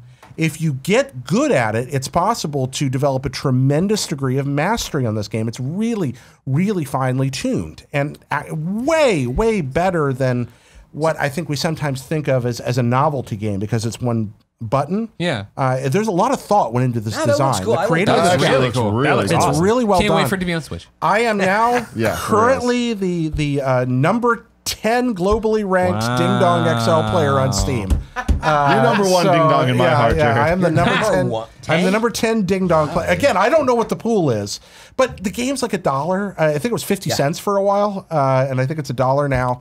And it's totally. It's also on mobile. It's totally worth your time. Oh, it's on mobile. Yeah, and it also it has a kind of a techno soundtrack that just kind of keeps. It's I'm got getting it right that. now. I'm gonna buy it too. I'm getting Ding Dong, And it's dude. got that one Ding dong, more. bitch! It's got that one more play thing, like because it resets immediately. So it's just like bump, bump, bump. I died. Oh, one more time, and you just keep and it reloads immediately. I got a couple questions for you, Jared. One, what's Bing Bong? Two, why is it XL? Was there just a Ding Dong? He likes to put XL at the end of his games. Okay. The designer, I forget his Adam name. I should Nickerson. have. Thank you. Most of his games end in XL. That's just a thing he does. And he made a little shooter that I actually have played around with that I really enjoy. Bing Bong XL is a whole other concept. You can take a look at that on Steam as well. But this little single button game. The other thing I like about it, and I know I talk about these games I never make because I'm full of it. But the design for you asked me once what my game was about, which was Two Frogs Kissing. Yeah. Ding Dong XL is not all that different than a prototype I put together for that. It is a different game, but this reminded me a lot of that. Mine was a 2-button game that does some different things, but this also reminded me of, it was kind of a convergent, evolution of thought thing, going back to that freeway Frogger thing. It's a lot of fun. Go play just this sold game. 4 copies of this game. I hope we sell a lot of copies. Everybody should play this. It's Everybody fun. tweet your ding dong photos to Jared. That's right. Tweet a photo of your ding dong. 217 points. Beat it if you can. Can I see what it sounds like? Yeah, absolutely. Hold on, let's see. Oh, gotta hope Damn, it's isn't it? ding dong, ding dong. Oh fuck, it's got a jam too. Okay. Wow, that is. And now Damn, Jared Is it- bringing wait, is it always Game of that the Year intense? 2019 to the Dong table. it's really good. I love that. And again, I want to thank the GameScoop guys because they're the ones that showed me that. That's Mega awesome. Cops. That's Yeah. awesome. And then next game, Dusk. Okay, so this came out of the discussion we had last week where I enraged our co-hosts by suggesting that perhaps we had a little too narrow a focus in mainstream first-person shooter game design. It's not what you said, bro. And that's totally what I said. He hates it. So Go back and Andrea watch. brought up Dusk, which was an excellent point. Dusk, I do not regard as a mainstream shooter by any stretch of the imagination, but I did want to go and really give it kind of a dive in. Dusk's a lot of fun. Have any of you played it? No. This is not Fortnite.com. What's that? This is the one that's not Fortnite.com, right? I assume. I don't Dave know. Orshrie's game, right? Yeah, yeah. Okay, yeah. Oh, Yeah, You didn't know that? Yeah, the URL for the game is not I didn't know Fortnite.com, that. which Okay, is that's such a brilliant hilarious. fucking thing. That's Probably kind not of legal, but amazing. whatever. Yeah, so it's great. obviously it's a single / multiplayer oriented, very Quake 1 inspired shooter. And Little frag and tag. Yeah, but little frag and tag, but also with that like story mode to it that you expected from early Quake 1, Quake 2. Where you had this really well thought out, level design that was kind of John Romero inspired, the kind of stuff that went into Doom, and kind of just around the time he left the company, became a part of Quake. I really like it. It's not just a gimmick. I thought that this was maybe just some kind of gimmick game that's like, oh, it looks and feels like something you remember, and that makes it cool. This is a ridiculously well-designed video game. It is not a Quake rehash. There are certain muscle memory things that feel similar, but it's definitely informed in some very intelligent ways by contemporary game design as well. It's a little more exploratory in different ways. It uses light and shadow in ways that wouldn't have been possible on older systems, particularly the flashlight stuff and the way it handles secrets and things like that. Enemy behavior is it's a little more spooky than Quake was. Things sneak up on you. That's a little more successful in its monster closet approach because it's got some scary sounds that, again, would have been hard to pull off. It's real good, and it's not just like, oh, here's something different for shooters. Here's something that's really engaging that I think just about anybody that enjoys FPSs could have a really good time with. That's me. Have any of it? Nobody's played it, right? Check it out. No. Yeah, I really Flew on my radar. I can't recommend it enough. You'll start out and be like, oh, this is sure is a Jared game. Play it for an hour, and I think you'll really get pulled in. It's rad, and the secrets, so many secrets. And I love secrets and shooters, and I feel like that's kind of a thing that's been left behind. It feels very open. It feels very, you got a lot of agency in what you're doing in it. Like it's just rad. I mean, it's no Ding Dong XL, but what is? Yeah. Excuse me? What is Excuse me, Tim? I saw you communicating with Kevin. Kevin, pull it back up. You're going to tell me there's a Ding Dong XL VR? There is. A Ding Dong No VR? way. Yeah. Same What? game? What? Put PlayStation VR on it. Pull that. Yeah, I want to see that, Kev. This one? Yeah, Play that yeah, trip. yeah. Yeah. Because I had a That question one for doesn't say Jared too. PSVR though, but When you're trying to make it That's why I said across, this one. Yeah. He said, do you yeah, just that need one. to dodge the shapes or those like yellow exploding things? so No, it's- you just have to okay. dodge the it's shapes. just a particle. Oh, okay. Cool, Those cool, are just cool. particles. Is yeah. it angle like this in the main game too? No, it does not. No, this is the VR world. That would mess me up. So if you tilt your head, see now you're like, Yeah. It's someone in the chat is saying it's the VR is so this is PS Wii. Oh. It says the VR What? version is $3 on Steam. Yeah. so there is PSVR. No. There's a person in our chat named PS Wii. Oh, okay. Sorry, that was So, and you notice that, definitely by the way, you confusing. see him hitting the blocks and the blocks exploding. If you're good enough, you can just barely clip a block, and then fuck instead of it 'em up? killing you, you blow it up and get extra points. Yes. So it's That looks fun. That some looks of us great. are good It's enough more to of do a that. phone game for me. I like the look of it. Looks more like a phone That game. looks like a great Play it phone on the game. go. Like in bed, on the go. Hell Awesome. yeah, man. Tappy, tappy. Let's go. Now it's time to get to the topic of the show. Before you do, I want to give a shout out here to, of course, Ding Dong XL. Its creator, Adam, right? And his studio is Nickervision Studios, right? Creators Adam though. Yeah, the guy. I think it's a one-man team. It's Adam Nickerson. Oh, his last name's His Nickerson. team's See, I thought it Nickervision would've been a Studios, Nick. right? Yeah. Yeah. Not an Adam. No. But what's his tagline in this thing? I'm learning to make games by making games. Yeah. I love And then it's that. all these different Yes. games he's made, including a very basic looking one that I was looking at while you're talking, Fallopian Frenzy. He's made all of it. fall, like falling, apparently, right? It's not like fallopian isn't spelled. It's fallopian. Yeah, but they're brilliant play on words. You're definitely go get him. I tweeted at him. Let's get this shit on Switch and VR. Let's do great. PlayStation Let's VR. go, Real dude. VR. That's fantastic. Yeah, I can't Not say enough baby things VR. about Ding Dong XL. It's a really good video game. Topic of the show time. Last week, or I don't remember where it was. I think it might have been last week. We're talking about the future of video games. We're talking about the next generation of video games. We put the date of Always talking about it. 2021. But I wanted us to all give some predictions for where video games will be. All right. I think a lot of this came from the Bungie conversation. You got to do the full Yeah, thing. that's true. Bunch of That's true. conversation. What's up? Tim doesn't even know it. No. What is it? Conan O'Brien back in the day, leading up to 2000. You would have been 4 Look it years up. old. Yeah. You would have had YouTube in the year blocks. 2000. Conan O'Brien. Sorry. It's It good. was on Games Daily. Bungie, Yeah. now single and ready to mingle. They've got their Tinder profile made. So we were kind of going into predictions of like who could they link up with? Are they going to stay independent? What's going on there? And I was like, this is kind of fun. So now we're going to do it. Let's do the predictions. I'm going to start off. Yeah. All right. With one. You should, because as we I know, like I won't understand unless you go first. Yeah, no, you understood this time. Last week, you understood I the fudged rules. up. It was still fun. You missed it, Greg. Fran Mirabella. I did it. Pulling the most Fran Mirabella-ass thing of all time. I tell him, like, Last what are week your was- most controversial video game opinions? And one of his was the Mortal Kombat blood situation of the 90s. Because I thought he was saying what were the And the biggest history video game of games, what were the controversies of all controversies? time, That's and he great, wanted us Fran. to manufacture You're or a just Georgia have a peach. crazy opinion, like Jared said that Halo ruined shooters. Basically, I did not Paraphrasing. You have to say watch that. the Watch episode last for the week's full episode. context. That's what the thumbnail said. The Switch Saucy. will have at least 2 revisions leading to it selling more units than the Xbox One and 3DS and PS3 and 360, but not the Wii, which is at 100 million.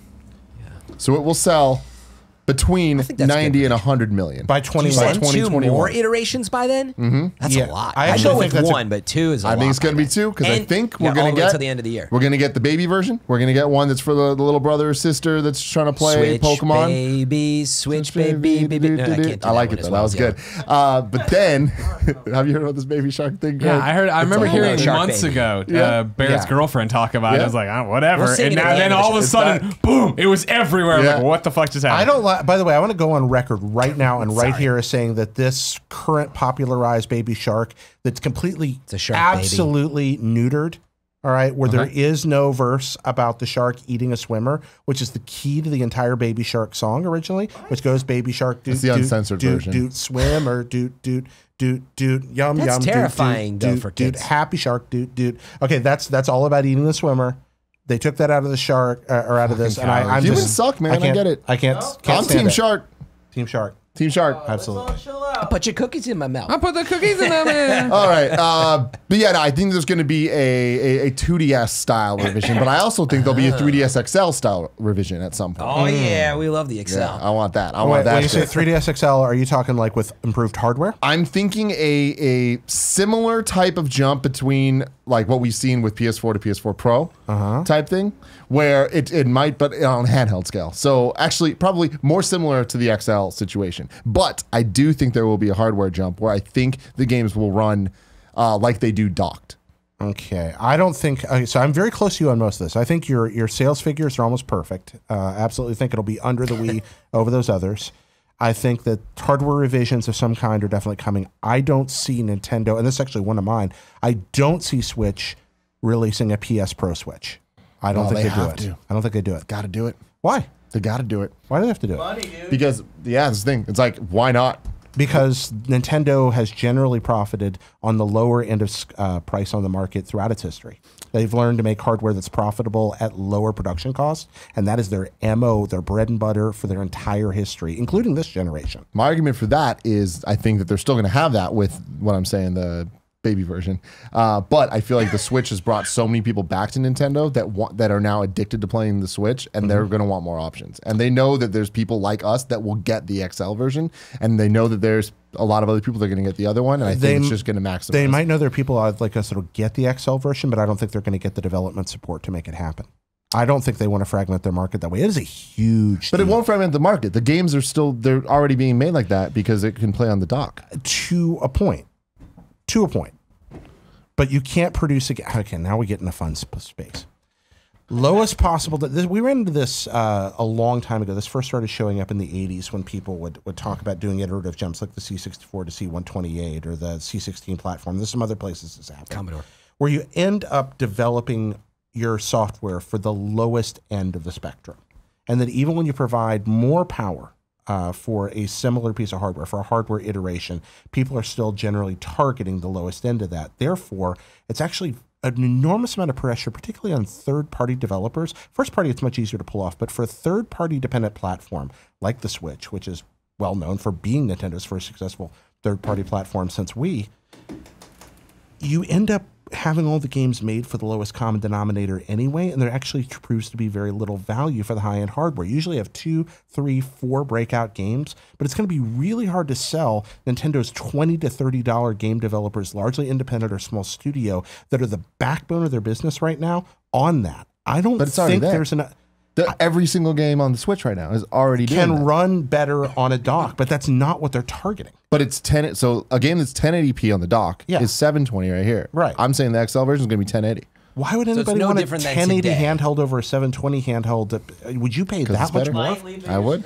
Yeah, I would. I totally, absolutely would. I don't see It would have a It's better happening. battery as the well. battery, yeah, the battery I think is have much to. more likely. I mean, it would And the have battery to. is a huge part of the price. And again, that ups the cost. Nintendo looks at that on one end and goes, yes, we can produce this and sell it to a small number of people, or we can put those same resources into, let's say, making another game that's going to make us a lot more money. Which are they going to do? They're going to do it. Yeah, I mean, if it is just like if you take today's model and it was like it's just running like that, but on the go, That's I it. mean, it is already there. It's not the full up-res plan and all that, which is very different. But you're right. people aren't writing their games for the dock now, and I don't think it's going to change. Oh, you're saying they're skipping on that part of it now? I'm saying that people are targeting the handheld mode and the dock's a bonus. Yeah. But that doesn't matter because we're talking about 1080. We're not talking about 4K. It's like even if they're making it for the handheld mode, which is not true because look, like even the third party games, they're obviously like if you played Wolfenstein, they're definitely making it for the dock. But how are you playing Wolfenstein? For the dock or in your hands? I want to play it in my hands, but it doesn't run that well. But if I had 1080p support where it ran better, I would. I think Nintendo just waits for a Switch 2 on that, and I think 2021 is too soon for that. Tough call. Two of them sounds like a lot, but interesting. It gonna happen. Jared.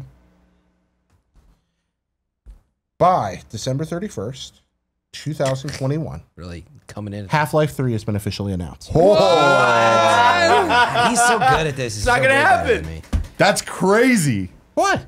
I just think it's fucking crazy. Yeah, why not? Why not do it now? This is a pretty good time for them to move into it. It's obviously been on and off in development for a very long time. They keep going back to the idea. We're in a period right now where Valve would maybe like to reap a little goodwill. And what better way for Valve to reemphasize the primacy of the Steam store than by elevating their number one property of all time, something their fans have asked for forever. What better marketing can they do than sell you marketing? Yeah. And that's what Half-Life 3 would be. We are selling you goodwill. We are making something you want. We know that you will buy it. We will make money on making news about ourselves.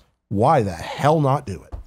That's very, very interesting. I don't see him doing it only because that seems like a reactionary thing to what's happening now with the Epic Store and stuff, where I don't think they saw that coming. And I don't think that they can, quote unquote, waste Half-Life 3 like that. I think there are plenty of people in that company that want to make that game anyway, that this may be what tips it over the top. I do not think this would be the only reason they would make the game. I think this might be the leverage that somebody could walk into a room with and say, all right, guys, we've been talking about this for years. We've got the resources. We've got the script. We're happy with the story. We've got the tech. Let's make it now. So you're saying announced by the end of 2021? Yeah. When would it release? I don't know. Yeah, I'm see, not gonna- that's I think 2031. I think it would release fairly soon after announcement. huh. I don't think they'd wait too long. If that's true, it's not gonna be a good game. I think it'd be a year or two probably from announcement. Probably 2023 would be my guess. Was a 2021 announcement. Wow, bold. I like. I it. could be completely like it. wrong. I mean, it's the future. I'm not a prognosticator. Fran, you are a prognosticator. You are, Frank. Give me one. I realize you guys are way better at this than me. They're so specific. I'm like Mr. Broad Strokes. So Fran's like video games are cool. dial what? No. I'm always Video thinking games like, will remain, I'm in always fact, broad cool. industry, but we talked about this one, the subscription train to participating in a subscription of some kind. It's already starting, but I think it is going to be more of a staple. I mean, I think it only represents a 10 or a 12% kind of stake in the industry for some publishers, meaning their total sales. But buying, for example, you spend $100 on EA Origin or something, you get like all the games. Actually, you get more value out of it as long as you pony up front. So I think that by 2021 is just a trend that is not going anywhere. And in fact, I think we're going to see some people, it becomes a staple. Whether, Nintendo gets more into that game. Again, this is beyond just like a live service. Like, sign up, you get these 2 free games, and you're part of our subscription. And it's like pledging your support to a major publisher or company. So I think I didn't have a specific example of what one of those would be, but I think we're going to see a ton of that. But I also think on top of it, the repercussions of the Battle Pass and what it has been able to accomplish, that is where I don't know where and what franchise is going to do it. I don't want to say Destiny, but I think it's the right model. That for the $9 Battle Pass model, you now will just get a game like that. A premium game will exist by 2021, or is announced at least, that will have that model, which is roughly 4 times a year you pay. I think it's $8 or $9 to participate. But it's we just read today, I think it was, that Fortnite has amassed. It was an insane billion dollar amount. It amassed more than any other game in sales, and it was in large part to a huge number of gamers just buying the Battle Pass. Yeah. So I think that's going to be a big part of it. I don't know if you guys think any property. So would go down that route. jumping off of that, Yeah. one of my predictions was there'll be a huge focus, obviously, on services, like service-based features, but they're going to be streamlined. I think that by 2021, we'll hit a point where Xbox, PlayStation, and Nintendo will all have one subscription each that gets you online, gets you the games, gets you everything. So Xbox Game Pass and Xbox Live will be together. PlayStation Now and PlayStation Online will be together. Nintendo is already doing that. It's just, I feel like Nintendo's like the snail that's just like, of course, that has it now, but they're inching towards. But by 2021, I think that we'll have the GameCube games and like the virtual console library that everybody wanted 2 years ago. You think only on one the version of this option, though? Per system, I think so. Do you think that it would include, like, there's a big thing with EA's package as an example. I was surprised. I mean, you get Anthem, you get Battlefront, you get Battlefield. I think you get all that for the $100 a year or whatever. Do you think it would include premium stuff like that? Or you're saying... I think Xbox Game Pass is a very good model of what that is, where it'll be first and second party titles that come with it, but then every once in a while there'll be exclusive third party deals that and that's a good point. Games Pass is that today. I mean, it is it 5 or 10 a month? They've had right so now many it's sales. 1 a month. Well, yeah, Right. they had a sale for $1 a month at the first month, which is an amazing deal. But you get Sea of Thieves, it's like all these other games on there as long as you subscribe. And that is, of course, because the research that people do, the people who are subscribers are more engaged users who end up buying all these other things, microtransactions and all. So it nets out. So the industry's going that way. But that's why I think, I see we're mostly in agreement, but I think one option is not enough. I think you need the Battle Pass because the parent only wants to spend that quarter, the $9 or whatever. Sorry, to be clear, I'm not talking about DLC. I'm not talking about microtransactions. I'm not talking about Battle Pass. Yeah. I'm talking about the online service and their streaming game service will be one and the same. Oh, So you're like saying right now, specifically Xbox Live and Xbox Games Pass, that's two different They'll just services. include it in It'll one. just be one thing. And That's PlayStation a now, great- PlayStation, whatever. That's an astute observation. I think we're moving there. Okay. But that's like a package of games that are available during that time period for streaming, etc. Okay, I see what you're saying. Look at this guy over here biding his time. Just listen to the good conversation, Jared. Go for it, Greg Miller. You prognosticator. And it's such a broad question. And Right? 2021 sounds so far away, but in reality is still so in the year 2021. I will start with this. That this is not a positive one. This is so far most of these have been happy-go-lucky predictions. Where are they going with this? A robot has come to life and has chased humanity. Ding Dong XL has taken over the world. That's right. Jesus. This is not a positive one. However, it is not me wishing ill on anyone. But it's a prediction thing. He's scary. I want to swing for the fences, right? I think by 2021 or in 2021, Gearbox is either out of business or is no longer independent and is so wholly owned by somebody. Right, yeah. And I think this is why it's on the tip of my tongue, obviously, as of recording. This is the week where Monday started with the Games Daily reacting to the lawsuit between Randy and the lawyer and the bickering back and forth. And then today there was more follow-up after Games Daily. I don't know if you saw this, that Ars Technica got the guy's report, the lawyer who filed it, and he's claiming religious discrimination in there too. That people, and it's just like It's all-out warfare now. to be clear, this very much seems like a very personal fight that's being that has been dragged into a court of law. I have nothing to do with that. Let's even divorce yourself from that and throw that out. It's just sitting there and thinking about Gearbox. What has Gearbox done recently that has been a huge success and has been well received? Greg, when it comes to that, looking at what's happening right now, I anticipated wholeheartedly that sometime within the next 12 to 18 months, before all this happened, that Gearbox would effectively be a Microsoft second-party studio. Yeah. I had no idea if that was going to happen or not, but that was something I thought might. Yeah. With all this news out there now, do you think anybody wants to touch them? One of my predictions, You gotta wait Microsoft now, 100% is going to get Gearbox, and they're just going to put somebody else at top. That And was part of my Borderlands thing. is ours, motherfuckers. Yeah, that's my thing as well as part of this, right? And again, it's muddy because of everything happening right now in the court of law. Yeah. It is the fact that, whether they're around or not, I don't think Randy's there. And that makes sense, obviously, because if their clothes are not there, and if they sold it, he's a founder, he wouldn't be there either, right? I feel like that's, if Gearbox was publicly traded, right, and it had the traditional board we always talk about, right, Yeah. that just wants monies and dollars and cents and stuff, I think, right, they probably would have bounced Randy by now, who for every interaction I've ever had with the guy, totally nice, right? And like great. But I mean, like, again, let's look at the games they've put out, right? You start talking about Colonial Marines, you start talking about Battleborn, you start talking about Duke Nukem. We Happy Few was one of the things they just published, right? Which didn't move the needle. Like, I like when we get down to business decisions, that 1v1 game, right? Like everybody talks about Gearbox, and when we talk about Gearbox, if we're not being negative, we're talking about Borderlands. Yeah. And so then it just becomes, is Borderlands now just the Hail Mary? Also, again, they're a privately traded private company, right? Yeah. Is Borderlands such a huge success? And it was. It was a movement, and I fucking love those games. Enjoyed the pre-sequel so much, enjoyed the Handsome Collection, yada, yada, yada. Did that just generate enough income that they have just a Scrooge McDuck vault that they don't need to worry about anything? I imagine they did, and I imagine that Microsoft is looking at all this and is like, Borderlands is the type of game that if they put out a game that wasn't called Borderlands 3, there was kind of like a Borderlands reboot on the next Xbox system, or backwards compatibility, how we want to play it. Like, I think that'd be a huge win for them, and like that adds up with how Microsoft's been building out their portfolio. Of the only studios. thing you get into, right, is just then like 2K's involved with Borderlands, right? And what's the agreement there in terms of who owns publishing Yeah, rights how to long do they Borderlands, own right? licensing And like for what's that, going on too? with that and how, Yeah. where and like why? I mean, we've heard about Borderlands 3 every so often in passing, things.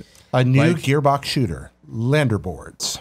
And even then, but I mean, like even then, like that doesn't strike me as a good investment for Microsoft, right? Where it is like cool, but it's I one mean, think about like franchise, I baby. mean, and I don't mean to, I'm not trying to insult anyone there, but it feels like Borderlands 2 was the breakout success, right? And the brain trust that made Borderlands 2, when you talk about Anthony Birch and damn it, the name just escaped me. I was going, but the people who you think about when you think about who we got, they're not there anymore. So are you arguing that the property has way more value than the company at this point?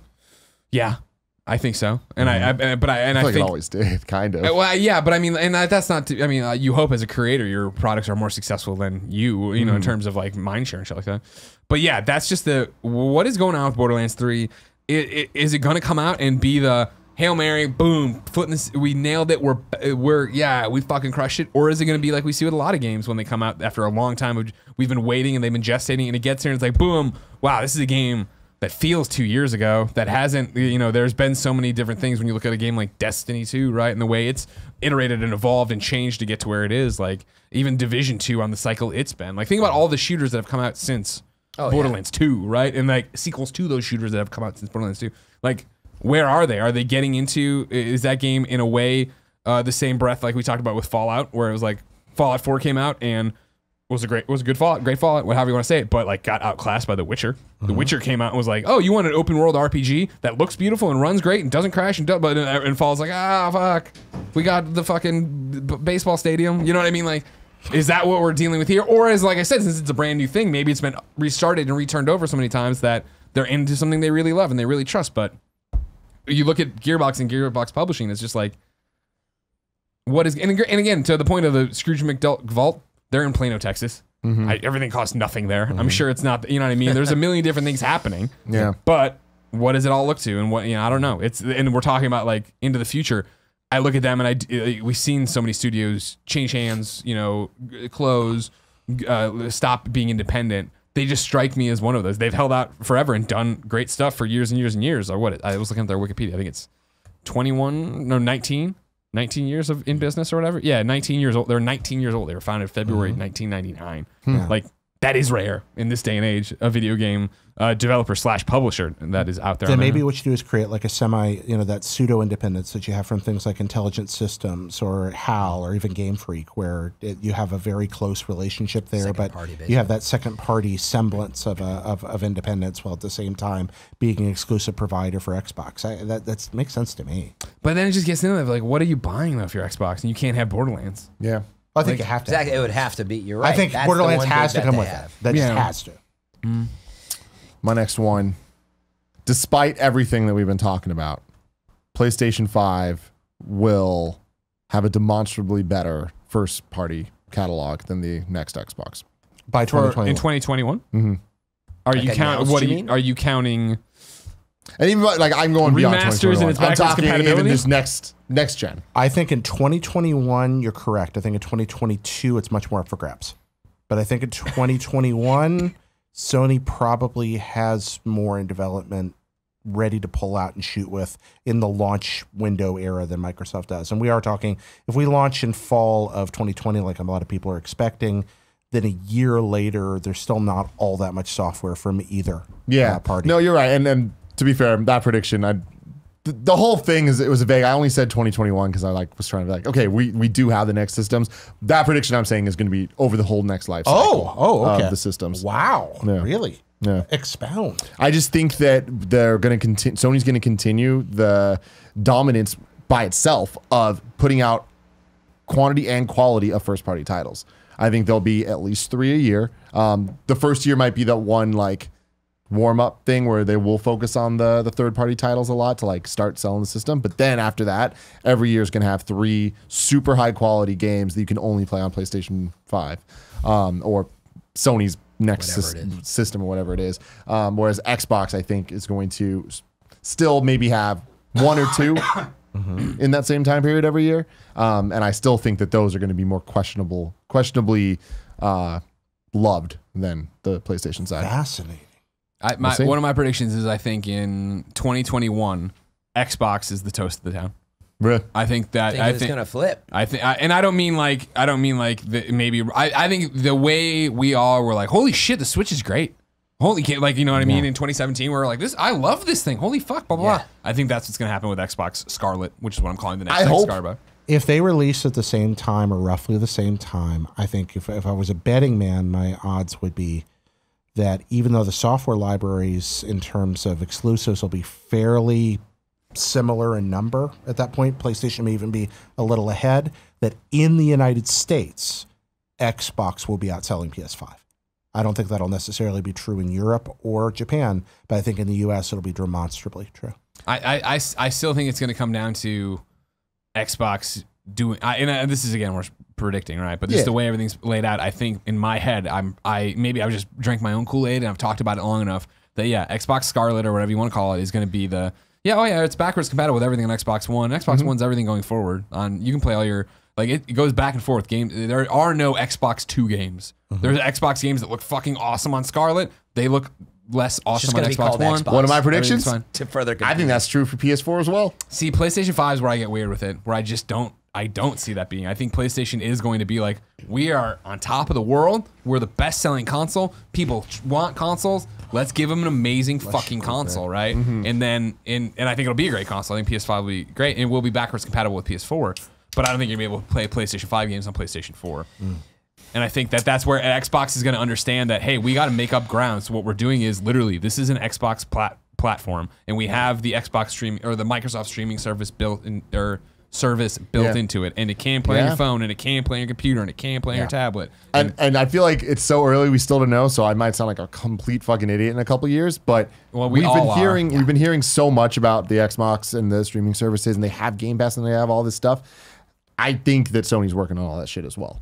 Like I think they're not talking about it. I think that's not like there's nothing leaking from that. But when we see the landscape and when we hear all the different things with Verizon, with Google, with Amazon, with all this, there's no way Sony's just like letting this all slide. And I think the PlayStation Now is a good reason for me to believe that. With forever we always talked about like us not taking that seriously, but then it's like, oh, now they have PlayStation 4 games as well. And I feel like that's like a quiet thing happening in the background that they're eventually just gonna be like, PS5, here's what it is. Boom. Here's the potential problem with that, Tim. I think that they would love to do that. But unlike all the other companies you just listed there, I don't think Sony has the infrastructure connections in the United States to make that happen.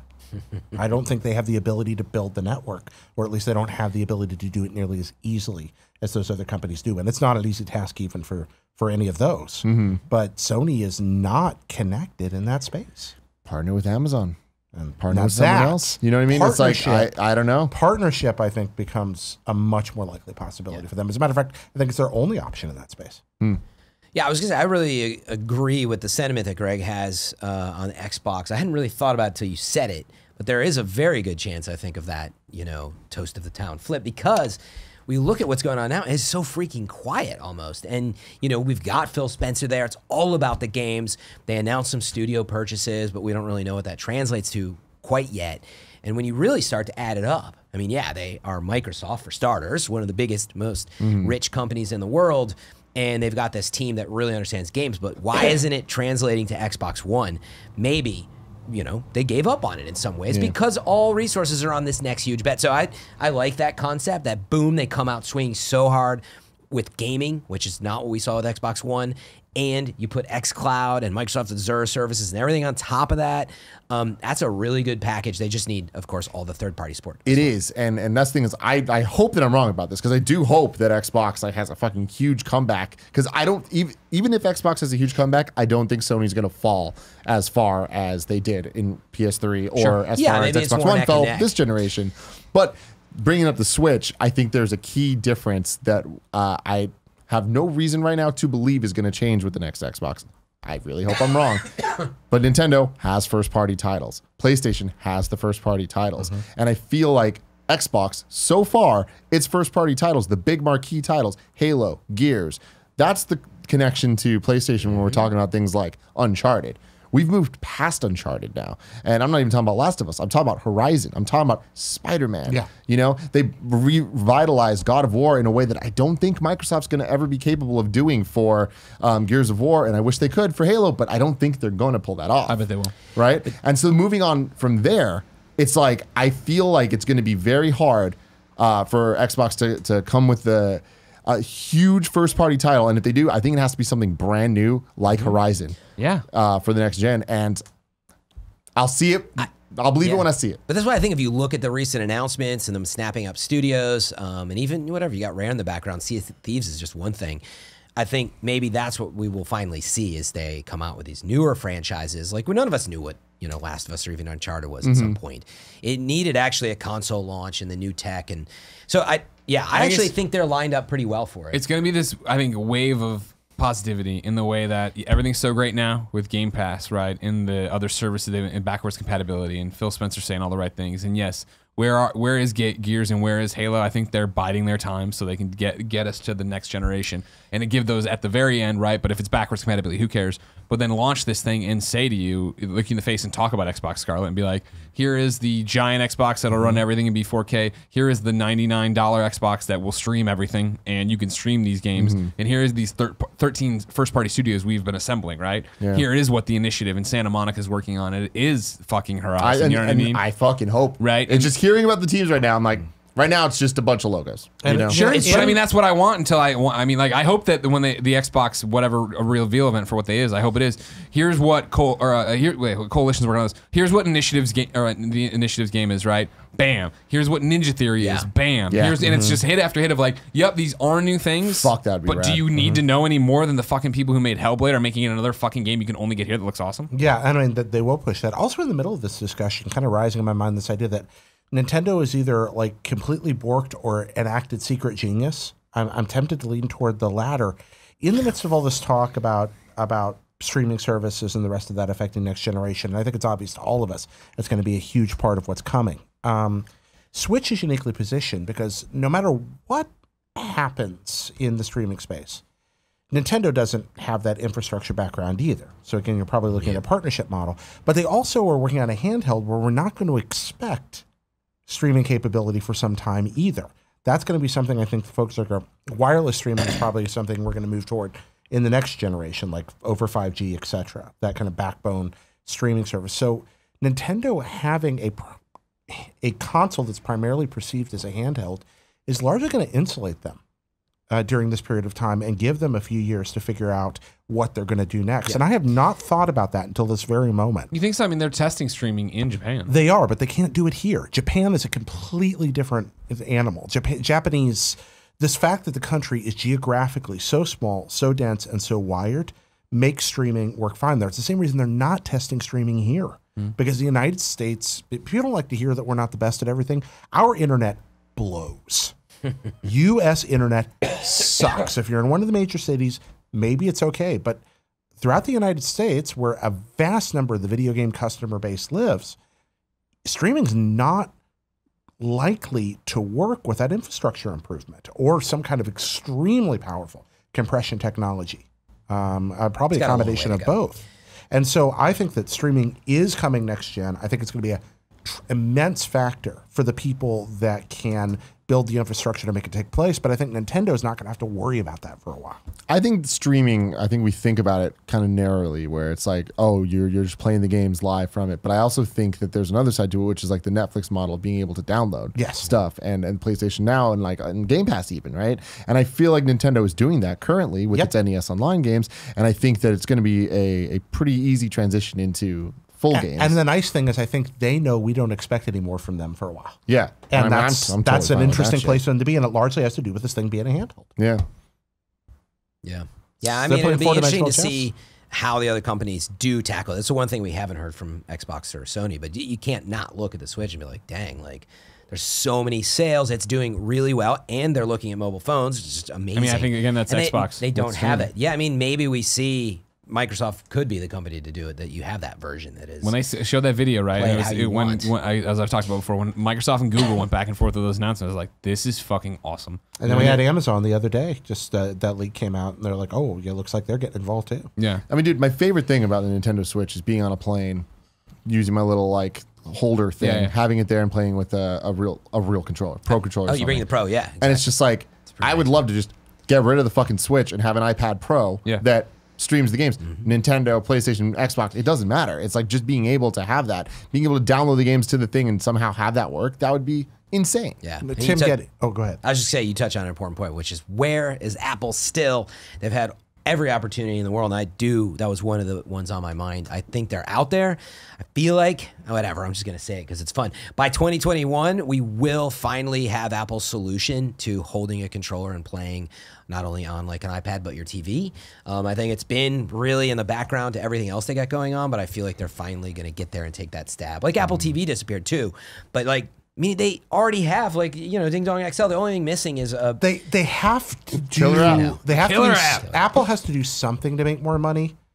I have trouble imagining a Tim Cook-led Apple ever making a serious play at that. They're not going to make a ton of money on gaming. I mean, hardware. Well, they make a ton of money on gaming. That's yeah, but not compared to this. Well, that's where they make all their money. That's where they're making all their money on gaming. I mean, what was it? Almost 70% of apps sold on the App Store at this point are money generated on the App Store is generated through games. They're making tons of money hand over fist on games. Yeah. Well, we say just the App Store, but it is a lot. I'm just saying hardware sales is a crazy amount comparatively.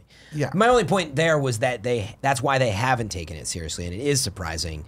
They've had every opportunity. Apple has been actively hostile to what we would consider traditional gaming since Jobs returned in '98. I mean, that has never changed in the company culture. It could, because they need to sell something. Yeah, they have a problem right now. They got to call up Google, Sakamoto Amazon, Jones. The only thing missing is Apple still. Like, where's their interest? You know, and I think it's been out there and might come up. That wasn't really one. The iPlay. Yeah, they're capable of it. I don't know if their hubris will allow it. Yeah, and I don't know if they want to get in a crowded space because it's getting crowded real fast.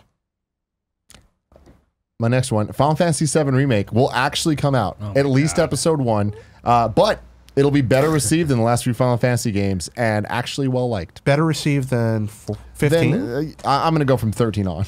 Well, 15 was pretty beloved, I thought. It was kind of mixed. Yeah, I think what's the Metacritic on Final Fantasy 15? I'm just curious about this because I feel like that game was the last third of the game is not finished. I bet you it was around. I'd say it's 80? in the high 80s would be my guess. I think that's too high. I think it was. I think in the high 80. 80s. I'm gonna say 81. I'm gonna say 85. I like this game. I bid $1. I mean, regardless, to me, like I'm talking 9 above. Like is what I'd want for this. Super. Really? Metascore is 81. 81. User score 7. Yeah, can I?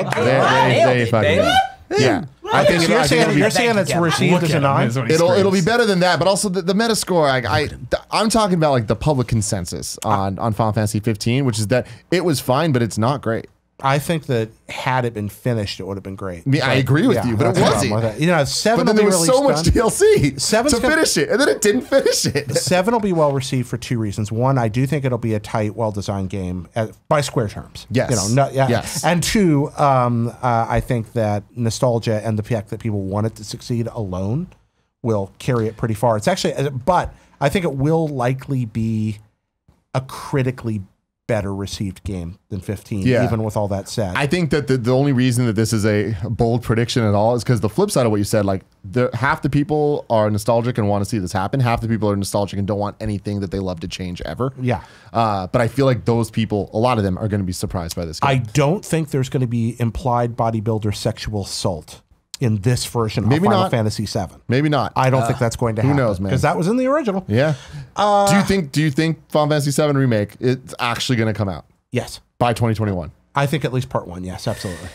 Wow. Also, while we're Deep on, breath from Fran. He's while like, we're on the hot takes on the scores, Tim, go. I'm I going to believe hop it's going to in. be awesome. I'll say that. I'm going to pop in with Death Stranding has a Metacritic somewhere in the 80s. Which is unexpected. That's a 7-9 right there. That to me is such a surprising thing because I think it'd either be 9 above or under 8. No, I think what we're going to get with Death Stranding, and I literally have no basis on this. You're not from the future. I'm not from the future. Is a game where nearly impossible expectations are being piled on something that is, in fact, a video game. Mm-hmm. And that while Hideo Kojima is a tremendous, super gifted, extraordinarily capable, uber talented video game making genius, it's still hard to make a big giant video game. And he's unfettered relative to what he's had before. And when we've seen Kojima unfettered, we tend to get Metal Gear Solid 2 or 4. Great game. Maybe a little more than we get Both the great best games. Metal Gear Solid games, 1 and 3. Ooh, hot takes And- here. Oh man. I think Always that Jared. I think what we're going to see is a great. And I'm using that IGN scale. Probably, I'm guessing higher in the 80s, but I'm going to say 80s. Great, but not world-changing video game from Hideo Kojima. For the things that I love most about Metal Gear Solid as a franchise, which are the crazy stories, Sneaking the suits. world, the characters, all that stuff, Metal Gear Solid 5 might be my least favorite Metal Gear Solid game. The gameplay, though, is a 10 out of 10 impeccable. One of the best video games I've ever played in my life. Yeah, And MGS's game. the fact that you can take those two things and that game is still amazing when added together. I think Death Stranding, from the story perspective, from all that stuff, who the fuck knows? It could be Kojima back to like smaller scale Metal Gear Solid 1. I don't think it's going to be. But I do think the gameplay is going to be better than Metal Gear Solid 5. Nice. Wow. Yeah. Wow. Yeah, I fucking hope so. I do too. God, I hope so. I mean, the fact that MGS5 gameplay was as good as it was, Insanely good. I'm like, they got this. That is modern game design to me at its best. And if they have vision for this game, I It think is it's gonna be good. definitely the best gameplay in any Metal Gear game. But I do think that all the story stuff is gonna take the score down or bring the score up. We'll see. I think that's less what I likely. hope is that the pacing is good. I think the gameplay will be good. What I hope is that it's not too much of one thing and not enough into the other. I hope it doesn't plod. There needs to be somebody inside who's able to say to Mr. Kojima, maybe we should think about Not a this chance. a little more. And without that, We got Norman Reedus there. He's just like, that sounds cool, man. and again, this is me picking on one of Not my even. Regis old- has been in public in interviews like, I don't even know what's happening. This is Cool, an but I don't know what's attempt going at a on. hot take. This is a legitimate worry about one of my all-time favorite game designers. I think that Snatcher and Police Knots and Metal Gear 1 and that some of these are just extraordinary benchmarks in milestones in gaming. But I don't know if Death Stranding is necessarily set up for that kind of success. I think Are you also, I'm sorry, saying Death Stranding comes out in 2021? I think it's out by 21. By 2021. Okay. supposed to be. I think.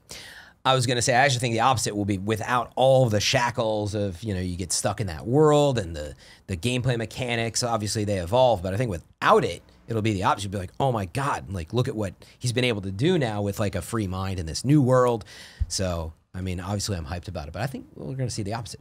You're like, holy cow, this new world. That's what I want. Yeah. But I'm worried that expectation is going to screw it. What's your next one? Oh, that was yours. Sorry, Fran. I've got tons of them here. Bring one. Bring one.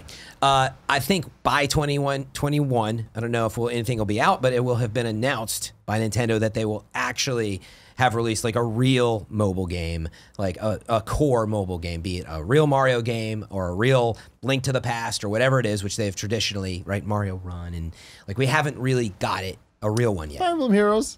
What? Fire Emblem Heroes. Yeah, but that's not really Dragalia Lost. Fire Emblem Heroes, yes, but okay, I'm sorry, that's not Mario or Zelda or whatever. So I think by then we will finally. I don't know. have, Fire Emblem now it's up there. I love Fire Emblem. I played Fire franchise. Emblem. It was great, but meaning that's not Mario, it's not Zelda, and a mainstay. And again, Mario Run wasn't like quite what I think we wanted. It was good actually, but it sort of was forgettable in a lot of ways, I think. So I think by then, so I don't know if anything will be out, but we'll have the solution to it that it's coming, and that's as far as I got with that thought. Yeah, But I think Mario Kart will be be the closest one we get. And we're on the getting that at platform. some Maybe, point. Mario there Kart you go. World Maybe Tour. you'll be able to actually play. Well, they've already announced it. Is that a port? Mario Kart World Tour? No, it's gonna be its own game. It was supposed to be talked about by the end of last year, but they're like, no, we're gonna talk about that in 2019. They haven't shown anything on Nope, it yet. just though, a right? logo. I didn't even see that for. It is coming to like Android and iOS. Do we know that? Okay. Don't worry, you can 7-9 it when it comes out. I'm so without interested. a fucking chance. Exactly. Great. Yeah. This is one I started cooking on today during Games Daily, and I'm ready to take it out of the oven and serve it. There we go. Get all in my I think face. that, I think Disney will have wiggled out of the Star Wars exclusivity agreement with EA, and I think that Xbox will have a Star Wars exclusive game announced. Ooh. I think they will have said. When does Disney's deal end? Yeah, it's a 10-year thing, right? That's what we're talking about today. 2023 would be the thing. Yeah, 2023 would be the idea right now, but there's got to be some escape clause in there. Yeah. Wow. Wow. But to give up an exclusive on that, I mean, I guess multiple. I think you can Microsoft's still going to have an have money, and I exclusive. think, this is what I was talking about on Games Daily today. I really think that the EA Star Wars deal was made in a different industry, and I think as you look right now at Marvel Games, who I will continue to say I think is killing it and making so many awesome moves. I think you look at them and they're like, fuck, we need a Bill Roseman for Star Wars, and he can build his Star Wars games team, and they don't make the games internally, but they partner us up with the people that we should be partnered up with, rather than what I think happened, which was, hey, we're Disney, we have Star Wars, we need to team up with somebody who's great at video games. EA's great at video games. They have a whole bunch of studios, they have cool ideas, they have resources, they have assets. Let's put them together and go. And I think you'll see the Star Wars czar of games now be going like, okay, cool. Who wants to do what? And I think you'll see Phil Spencer. Phil, come out on stage. Hey, Amy Hennig, what have you been working on? Dude, this is exactly what I was Amy talking Hennig has joined Ninja Theory, and they're making a single-player narrative Star Wars. Yeah, my game. crazy today in Games something like that, Daily, I guess. one of the people on Patreon.com/kindoffunnygames, their question was like, "What would be your dream thing?" And I was like, Phil comes out on an E3 stage and he is like, sorry to see that happen. I'm like, you know what? And it's Amy talking. We fade up on her, and it's that they brought her on and brought back as many of the team members as they could, and they have the rights to it, and yada yada yada. Yeah. Or they just let her go again, but yeah. But you're talking about how no, I mean let her go and make her own game. But I mean, like you're talking about like how we're always saying Xbox, needs an Uncharted, right? Yeah. And, like they've said that they need something like that. Like What's better than that? Even how about a Star Wars version of Uncharted? that? Yeah, fuck. yeah. Dude, that's. But that's when I mean, like, don't get me wrong. Well, not wishful thinking, but that is like our usual E3 bullshit. Yeah. Where I'm like, if I ran Sony, if everything went perfectly, this is what I would do. Why am I talking like this? CEO talk, man. I'm gonna say it. VR will not be a pillar of the next Xbox or PlayStation in a major way. It might still exist. It might just be a thing that PlayStation has. Do you consider if I was to say, hey, right now is PlayStation VR a major pillar Yes. of PlayStation? You'd say yes. Okay. Yes, I think it's going to be less than it is now. Okay. Did Ding Dong VR not change? Did you not see that? Do we need to roll the footage again? To be fair, I think it's going to work better as a mobile game. I don't need that. I need VR for that. What do you think, though, Greg? My prediction was that in 2021, by 2021, PlayStation VR 2 is a reality. It's a wireless headset and has better move ones.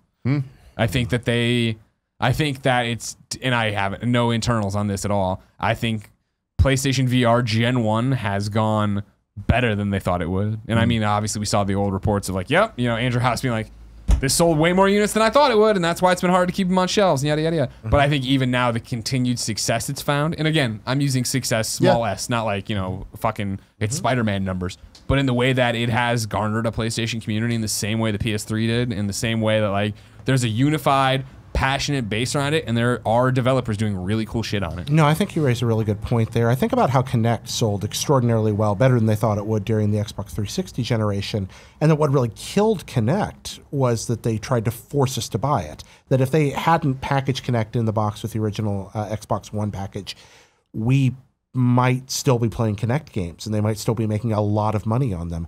I think if PlayStation can look at VR and build around the same kind of model, I think there's a real chance that we're going to see it. I think they put way too many resources into it now to just walk away from it. But I also don't think they're going to try to make us. I don't think they're going to make you do it either. Yeah, but I definitely think if you think it's a pillar now, it will still be a pillar. And the craziest thing about my prediction, I think, is wireless. I also think that they might build service-oriented products around VR for the first time. In addition to games, they might take the first step towards software that puts us in the same room with our PlayStations, where you're sitting here and I'm sitting at home, and the experience changes. Where there's a kind of version of the of the Kind of Funny Gamescast where this desk is sitting in your living room. Oh, you're saying for actual viewing of VR for actually shows viewing of VR shows, communicating with friends and relatives, etc. Maybe it's funny. I think there's a market for it. I actually expected Facebook to get there with the acquisition of Oculus and all that stuff way back. I mean, we just haven't seen it. Yeah, maybe for the reasons we're saying, we don't think it's a major pillar. I mean, I think that the VR thing to me is it's like 3D in movies, where it was a huge fucking thing, and then it's still here now, but it's most people don't like it, and after that, it's like it's just kind of there to make money. And I feel like with PlayStation, it'd be there to make money in the same way that Nintendo has always had its console and then handheld. They fucking own the handheld side always. Yeah. Even when console was like this or that, I feel like PlayStation's like, well, we got the like mainstream console market VR. It's gonna just keep selling. It's gonna be a success. So we have that. I was going to ask, do you think they would ever consider detaching it as a standalone? No, granted, it might work on both, but as its own product that you don't have to hook up to your PlayStation. I'm sure down the line they'd love that. I don't think we're anywhere close. Not in 2021. That'd be too soon. Still, yeah, no way. No, I think it's too bold to say wireless, but I'm saying it because I'm a bold individual. I love it, dude. You are a. They call me bold futurist. I do call you bold. Jared. For portions of the year, Fortnite is the #1 streaming game on Twitch in 2021. For portions of the year? Yeah, there may be New release stuff? periods where something new pops up and goes above it, but for significant portions of the year, Fortnite still is the 2 years from now. #1 streaming game on Twitch. I put down Fortnite will still be dominant. Wow. Yeah, I mean, on platforms like that, we've seen it with whether it was League or Minecraft, and Minecraft owning YouTube forever. It definitely is possible to have that kind of lifespan. I mean, we've only gone a little over a year now, so it's crazy to. I have trouble imagining because I feel like I've been playing the same map over and over again. Well, we have, but there's so much more to come, obviously. So yeah, I think you're probably right. Fran, last one.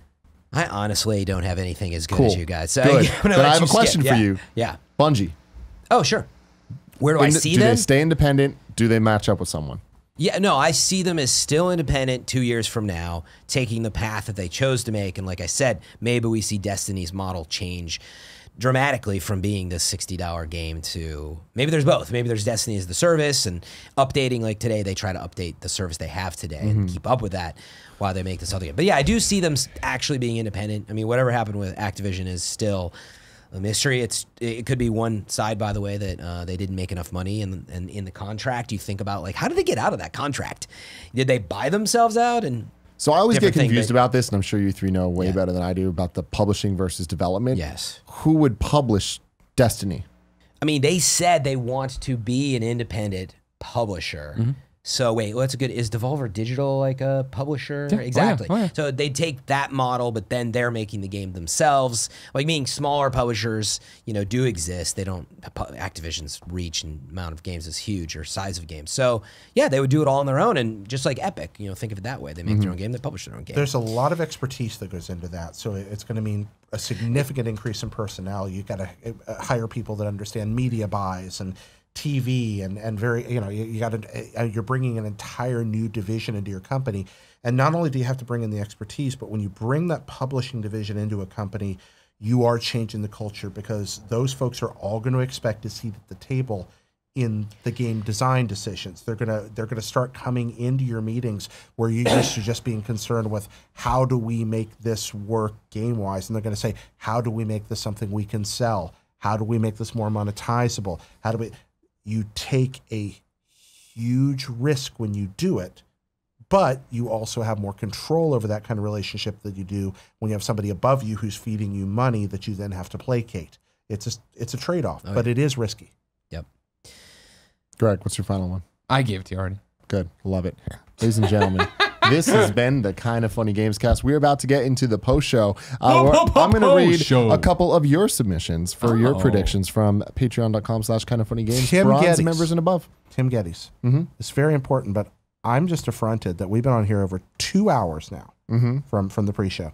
And you still haven't wished me happy birthday. Oh, we already said happy birthday to you, you We got birthday you wishes sushi. grubber. Happy birthday, Jared. Jared, boo. Yeah, you should watch the Kind of Funny podcast to hear my thoughts on people who ask for birthday wishes. Yeah, dude, they're not nice. I love you. Happy birthday. 40th birthday. Happy birthday. Did we talk about it on the post show, on the pre-show? Going on 45, fellas, we're falling. Yeah, we did. The entire fucking pre-show was us talking about how old we actually feel like It we was are. about Curry. Did we wish No, him? it turned into Curry because we were talking about you being 40, but having been 40 for a long time. know that it was an explicit wish, We though. called him a Fran, old man. Fran, grandpa. We talked about him Gramps. being Gramps. You know what? I didn't Yeah. get.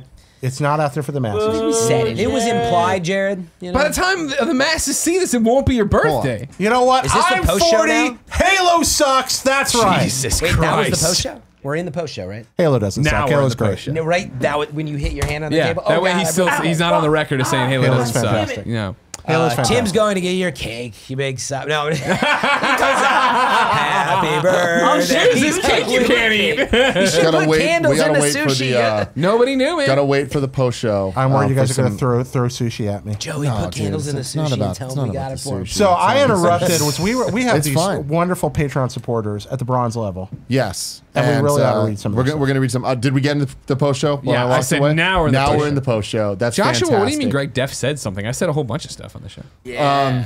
Mr. Yasmin said it began when Tim read my birthday message to Jared on the chat, and he said he's 40. So, You know what? I wanted to get I the don't know main if you episode. say if someone's 40, though, if that's a birthday but I wish. read his happy birthday message. But that's to him. not yours to Jared. I But mean, if I read you it, didn't say happy birthday, then I would Jared. be happy birthday from him, and also happy birthday from me. You guys I should would've really totally done watch that for the you. KF podcast. I'm sure you would have. You should watch the KF podcast where he talks about this. It's, in you know, length. Yeah, we talked about it earlier. Actually, It's a whole thing. I kind of leaned into that. I'm taking a Cameron bit of a heel Kennedy turn here. says the developer of Ding Dong XL is pretty pumped on Twitter. How do they know about this already? I tweeted at him. I wanted the. I don't know Oh, if that's you what did? it is. Yeah, remember I said I'm I'm going to sure tweet at this that's guy what and I it want it on fucking PlayStation. Ding dong. The best thing about it is there's this like wonderful like the ding dong sound. Like you hear that. Brah, brah, That's to what the I was phone, trying to hear. but when you're playing with earphones, like when you're playing with headphones, you hear this ding dong ding dong every time you hit. Yeah, That's and great. then you hear the XL. When you were doing the ad, Somebody in you chat's we already locked addicted to eyes Ding and I Dong. just gave you the So- finger.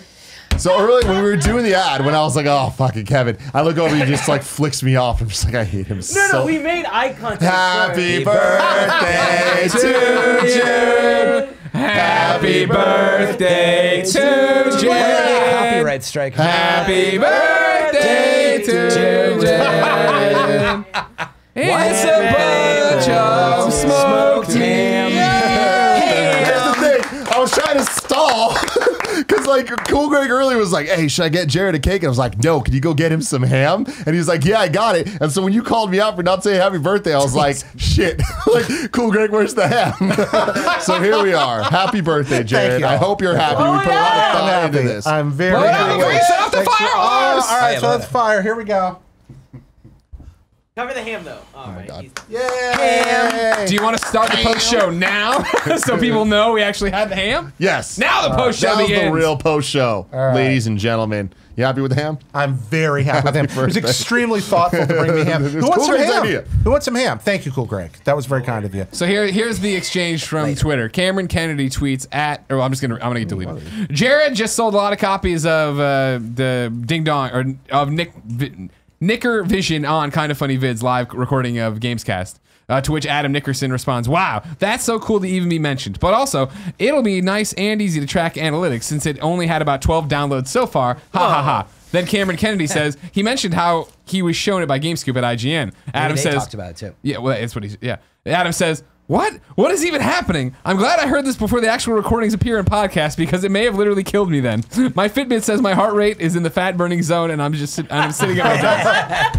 Gotta love it. Gotta love it. That's great. Oh, and I can confirm that sushi didn't make me sick.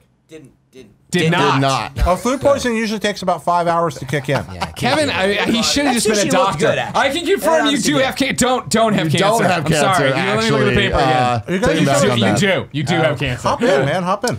I have a You can have your beautiful- birthday ham. Don't worry. Yeah, Enjoy the your birthday ham is ham. for you.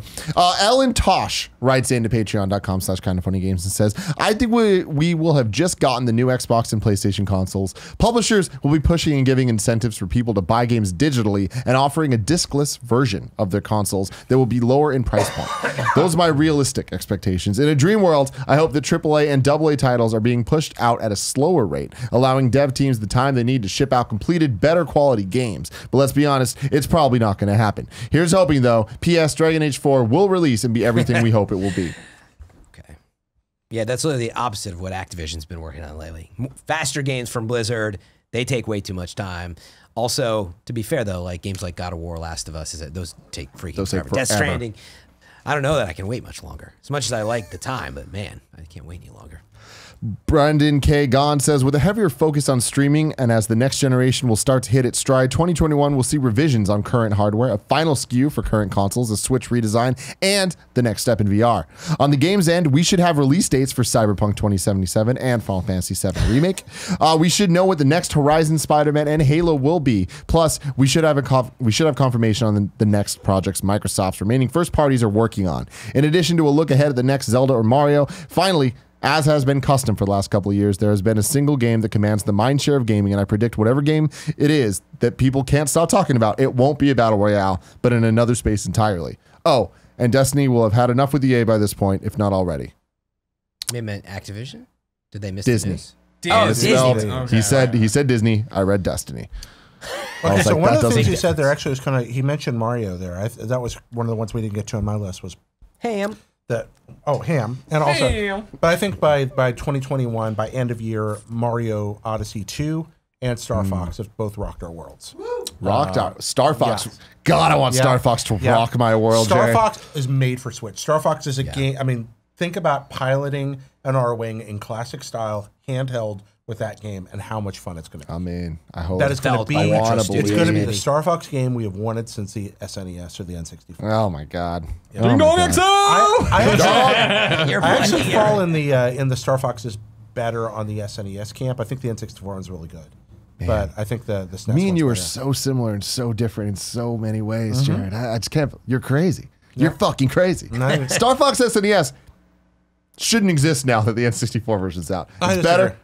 It's just like, hey, we did it. We did it better. I felt like it's a more disciplined game. Nick Alexander says, I think that will be on next gen hardware. I think we could see radical departures from traditional hardware, like the removal of disk drives. For Microsoft, I think it'll be all about the games as a service. Games Pass has been a hit, and I think we could see it get expanded in the direction of game streaming. While being far from a failure, Xbox obviously has a lot of ground to recover, and I think that Phil Spencer will do everything in his power to make that happen. As for Sony, I think they'll emphasize raw power after being outdone by the Xbox One X. Teraflops. Yeah, there you go. More importantly, I think Sony will double down on PSVR, maybe even with second generation hardware and possibly some big first party PSVR games.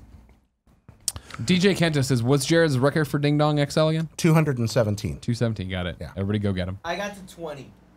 And that, like, I Rookie see of the folks year. here that are in the hundreds, and yes, like, it seems like that jump, but like the world record last I checked was like 262. Like, once you get above, I like how you say world record. The guy sold 12 copies. right around the time, but right around the time you get to like 150, that game gets mean. Yeah. Real fast. But Jared, according to the developer, there was only 12 downloads. I believe that was in total. That So you can't- really are only 10 out of That 12. can't be correct because I was I'm in kidding. 26th That was place during for the- at least a while. Yeah, so he I'm has to joking. have sold at least I'm 26 kidding. copies. And then the last one, Christina Lopez says, I think that we will see video games go fully 4K. Well, maybe not Nintendo, but whatever. Judging by how cheap That was 4K on my list. TVs are becoming, I can definitely see the market shifting towards that point. That was on my list. If it weren't for De streaming, facto, for sure. I think so too, but I'm not so sure now with streams.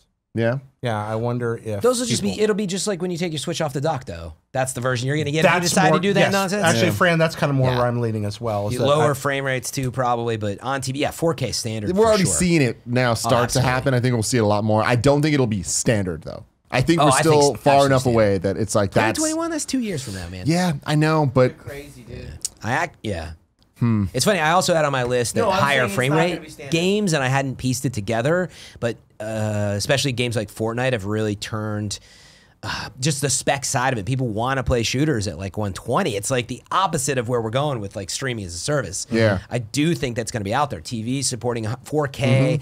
I don't know if we can get to 120 hertz because of there's like bandwidth 8K issues, TVs but are gonna start being a thing, guys. maybe. But I think 4K is standard for sure. Do you see like a boutique know, gaming man. culture forming? Like Around which part? The Vita. Like high frame rate or? no, around high frame rate, high resolution. Because I really do. Obviously, Well, he's already there. We've got these beautiful TVs PC. right there. Yeah, I know. But let's say you we mean do on move into a TV. streaming future.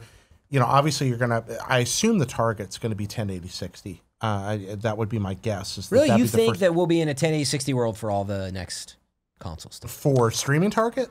Yeah, Oh, that for would be my streaming. guess. Gotcha. And I think that- that's even high. I think that when you look, 60, yeah, believe it when I see it. yeah, me I think too. that's what you target is 1080 60 in the first gen anyway. And I think that the reason you're doing that is, as much as I love high end gaming, I keep going back to the Nintendo argument. I look at Switch, I look at Wii, I look at everything Nintendo's ever sold us, and it tends to be less expensive, good enough, as point Jeremy Parrish makes over and over again.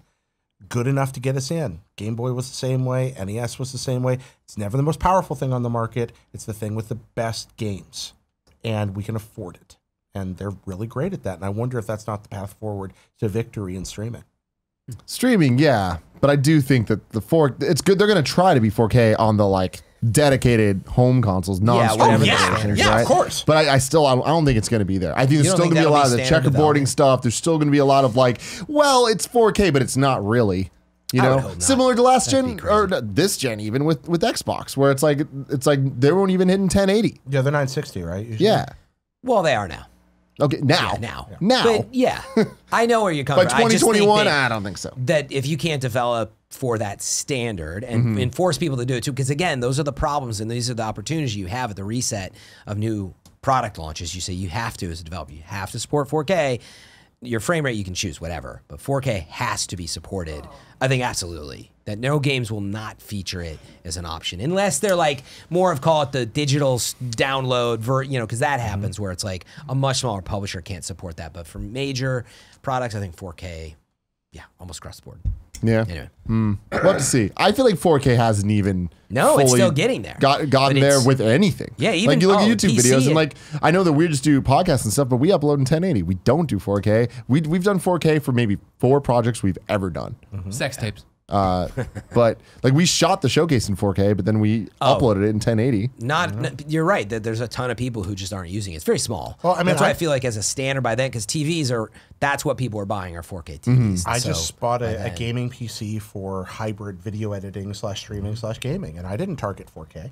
Yeah. I mean, Yeah, I there's- mean, I don't it can either. totally do it. Like that's out there and available, but the expense versus what you get back for it is just so ridiculous at this point still, and that'll change. Yeah. But I mean, now you're running what, a 1060 or 2060 card? for me? Yeah. What's your My graphics card is 2080. actually. 28? Did I say Yeah, 60? it is. That's Sorry, my 28. man. Let's go, Not the baby. TI, You but can it's handle pretty good. 4K with that. Right? Yeah, I could, but I don't have 4K monitors, and I can't because I stream while I'm playing on the same machine. Do it all in one, which kind of like you were looking into that. I know. Yeah, why don't you buy me one, okay? They're not even that expensive. Oh, look at especially a this guy, streaming Daddy rig. Warbucks. A streaming rig you could probably build for less than $1,000 Don't we bucks, use one 1,200 computer bucks? for everything? Yeah, but we're badasses. Okay. But you can build a streaming computer. They're not particularly demanding. No, yeah. compared to- it's funny. I actually have a laptop that could handle. that Okay, part of so it, you but got it's- the Dude, solution. computers are fucking good nowadays. It's insane. Yeah, I mean, you do make some good points on the 4K though. It's very up and coming still, but But it's gonna. I do think there's a real you- chance to target the- that anyway. I mean, wouldn't that be a great selling point to come out and be like, true 4K? It will, I day guarantee one? it They're gonna say it anyways, but I mean, like that's like with Xbox, you could just say whatever the fuck you want. It's like teraflops or whatever, and people are like, "That shit's powerful." You know, it's everything's like HDR. You fucking nailed them, dude. One of my favorite stories in all of video gaming was Damon Hatfield talking. He told me about being on the playground one day when he was a kid. His friend walked over and was like, I got my new Nintendo today, and it's the best video games ever because it's got the best graphics. And Damon's like, that's great. What's graphics? Like, he didn't know, but he was interested in immediately. because there was this word out of nowhere that sounded cool. And it's the bit wars thing. It's blast processing. It's the same. Ultra Yeah. 4K, HDR. 64-bit. Yeah, exactly. Cool. Good for you. Jaguar, do the math. True bit technology. Probably right. Ladies and gentlemen, this has been a great show. I love this. We'll see you very soon. Greg's going to be flying off to New York doing some Yeah. red carpet stuff. Very excited for that. Very excited. That's Secret cool as If I hell. get there, we'll see. Yeah. Are you still delayed? Yeah, it's 6:30. 6:30. I was supposed to be a 4:10 flight, You'll find. but it's been holding at 6:30 for a while. Okay. Get Sleep in about like a 3 baby. in the morning at JFK. Woo wee! Rain stops. Sleep so like a you baby. should be good. There we go. All right. I love you guys. Thank you for joining us.